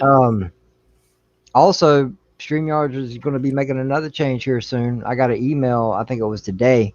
Mhm. They're moving up. Now I don't know if it's going to go for both versions of it, paid or free, but it looks like they're going to be going for 1080 resolution Mm, instead of just max out on here is 720. mhm. But I didn't read it. I was just like, hey, yeah, StreamYard's 1080. I'm like, okay, what the fuck ever. All right, get out of here. Sounds good to me. It doesn't matter. It's 480, 720, or 10. No, excuse me. Yeah, 480, 720, or 1080. This picture I've got right here, you can't look no better. Okay. Oh So yeah. about it. If you have your emblem up all the time, then it doesn't matter. But if you're gonna Well, be on sometimes cam, I'm on the camera, but damn, nobody wants to see that clearly. oh, maybe I want to see that beautiful face of yours, JJ. Oh, thank you. Thank you, darling. I appreciate it. Talk to me later. All right. I think you guys are taking the whole thing of gaming a little bit too far. Oh yeah. No, not gaming. No. This So is what? getting out of control. We like playing with joysticks and pushing buttons. Leave us alone. It's a gamer thing. You wouldn't understand it. Mm. Anyway, I digress. Mario Kart was great. Mm-hmm. And the new one, Mario I'm not Kart. as big a fan of. Mario 'cause- Mario Kart was awesome. I've You played know, almost every version of Mario Kart. I love it. They still have like versions of Mario Kart that people Mhm. still like to play. Like Yeah. my daughter and my wife and their friend, they sit there and they play the Mario Kart all the time on the Wii. Mhm. That's a fun party game. Like if you Yeah. got a bunch of people in a room, pass around the controller playing Mario Kart. Double It's fun. Dash to me was the last good Mario Kart, just because they didn't have like if you could get ahead of somebody in the game and they didn't do stuff in like behind the scenes to slingshot the opponent to you, which is what annoys me. So like, yeah, there's a lot more luck in it. In my opinion, there is some skill, but I feel like there's more luck in it in winning a race in the newer Mario Karts than there is in the older ones. The older ones, like if you were good and you could get out ahead of people, they would never catch up. Like now they have like things enabled to where it will catch up either the AI just automatically to you or just like the player gives them a certain amount of items or whatever and all that stuff. And it used to be different in the N64 and GameCube days.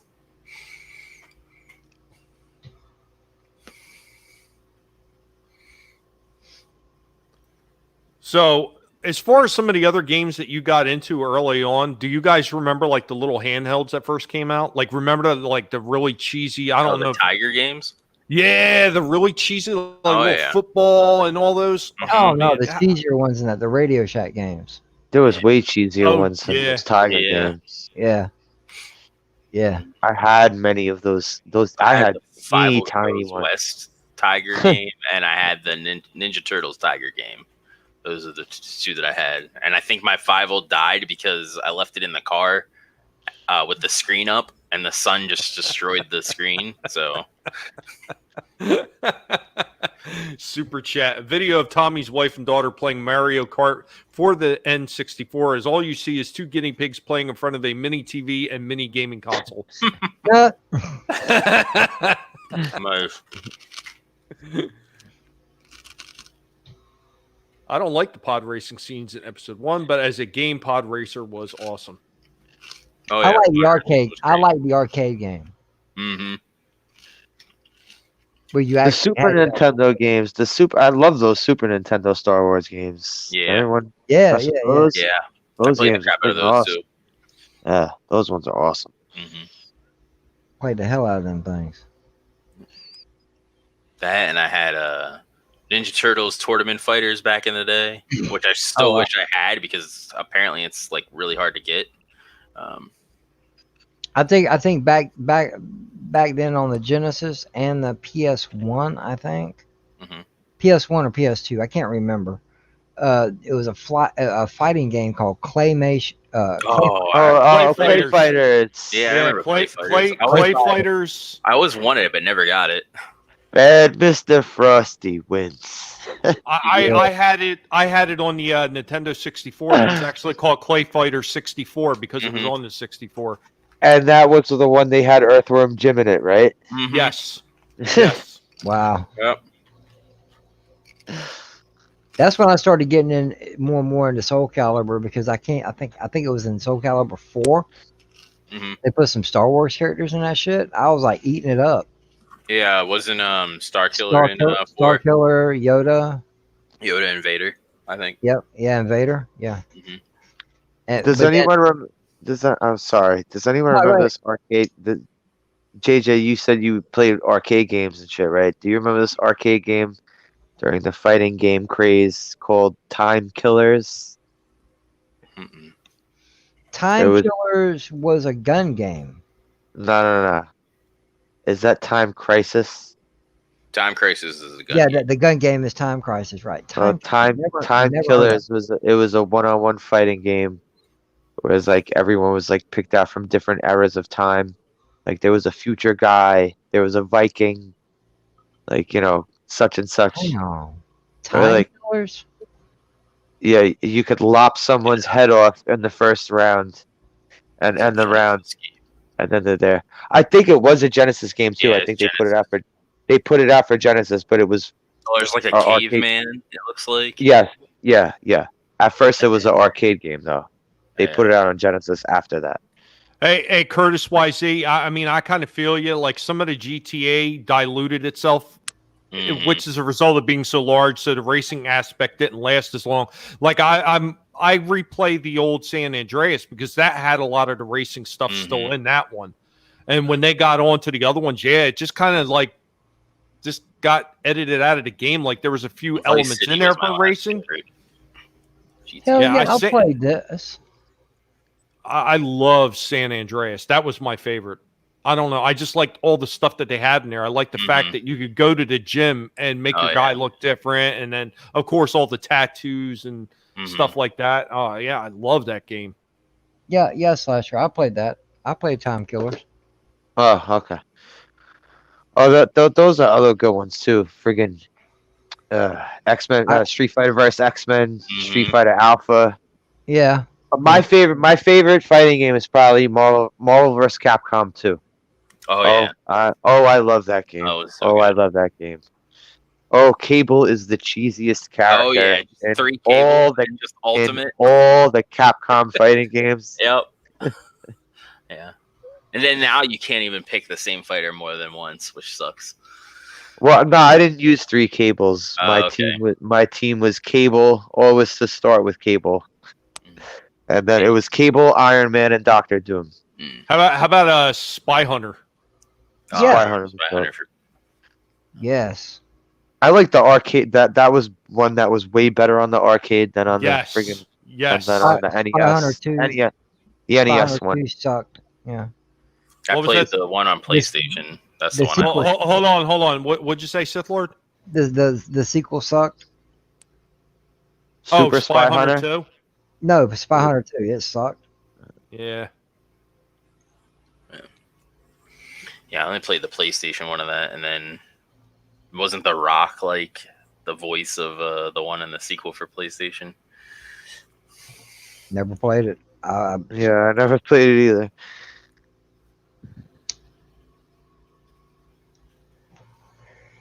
Oh, Road Rash. Yeah, those games were fun. Ancient One, do you like have all this stuff scripted from that game? Big Smoke as he prank calls Tommy the guinea pig. I'll have 2 number 9s, number 9 large, number 6 with extra dip, and number 7, 2 number 45s, 1 with cheese, and a large soda. Okay, you guys want anything? Oh God, man. What the hell was that from again? That was from GTA San Andreas. Oh, okay. All right. Big Smoke when they went through the drive-through of the Cluckenbill. You know what? I'm gonna be completely and utterly honest, guys, and don't hate me for this. Yeah, that's what happened to my San Andreas too. I hate GTA. I can't stand it. But I love the fucking radio stations. Hmm. Yeah, they were really good in I want to say all the way up to San Andreas, and then they started being more realistic. GTA games are so much fun though. How could you hate them? You have so much to do in GTA games. That's what I'm getting at. I was my roommate was showing me around. We was sitting around frying our brains last night, and he was showing me what he was doing on GTA Online. And he's like, "Yeah, I go over here and I do this. I had to do this. I had to do this." And I went. He goes all the way over here. I had to come over here and do this. I'm like, dude, this is just too much. Hmm. Put a gun in my hand and let me run around and shoot some kids. Right? Oh, I'm sorry. Nah. On a game, guys. On a game. Playing a video game. My bad. On a video game. You know, I used to go to work every day, man. I was big in Halo, but then I ended up being Call of Duty. Hmm. Used to go to work every day, talk to my boss because I played on the Xbox. He played on the PlayStation. Hmm. And we always talking about, these matches that we had. I'm like, all right, nothing makes me feel better than just putting some bullets in some brains. You know what I'm saying? Hmm. And then every once in a while, I walk around going, all right, ladies and gentlemen, the word of the day is ping. I love it. They looked at me all weird and shit. Hmm.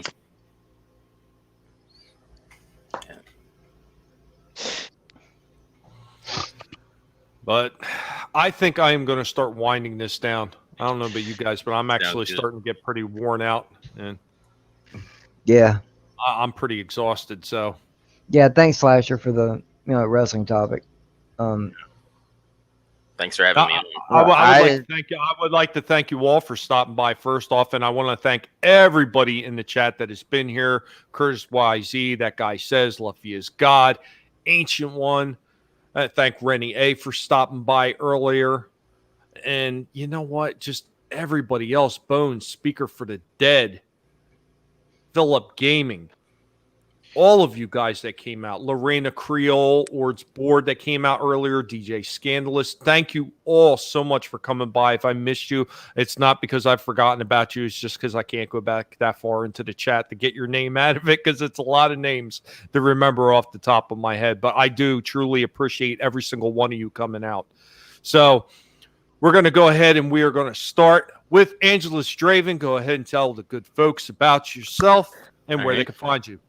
I'm Angelus Draven. You can find me here on YouTube or on Twitter and eventually on Twitch at some point. I do the gaming thing usually late at night and on the weekends. And then Thursdays at 5 p.m. Eastern, me, Kai, and Culture, and Mando Merc and Macany 90 do gaming talk. And I believe that's it. Awesome. JJ, what do you got to say? What's up, everybody? It's your boy JJ. I'm going to be getting back on a little bit more regular track like I was. I'm gonna start doing my live streams again, called Randomness at its Finest. But there has been a schedule change with another streaming friend of mine. You might know him as Honstar. He's going back to Sunday nights for his stream, so I got to rearrange my night. So I'll let everybody know when that happens. You can also find me here on Twitter at SithLord3827. Sometimes I tweet, sometimes I retweet, sometimes I don't. It's a lottery. Come check it out. Thanks again for having me on again, Tommy. I appreciate it. That was a pleasure having both of you guys on. And then, of course, Slasher, my buddy, go ahead and tell them what they can find on your channel. All right. You know me and my brief things. I have a YouTube. I have a Twitter. I'm here and there. And I'm nowhere in between. That's great. That's awesome. Seriously, thank you all for coming out, and thanks to everybody that made it in the chat and has come by and supported the channel. I truly do appreciate it. You have been here with the most hated guinea pig on YouTube. Yes, YouTube hates us. They hate my kind. Bunch of damn species. But anyway, thank you all for coming by so much. And Ancient One, if you would be so kind, if you've already dropped everybody's links, I appreciate that very much. But I want you to drop this link for everybody that's still in the chat. Drop John Link's his channel in the chat for me, if you would, so kindly. And everybody, if you would be so kind to stop by and check out John Talks and let him know that the Guinea Pig Collective sent you over there. I would greatly appreciate that. John is a hell of a guy. So anyway, guys, I want you all to have a good night. And remember, never let anybody tell you what you can and can't say, what you should and shouldn't watch, because your silence gives consent. And we will catch you all next time. Later, y'all. Peace. Take care. Good night.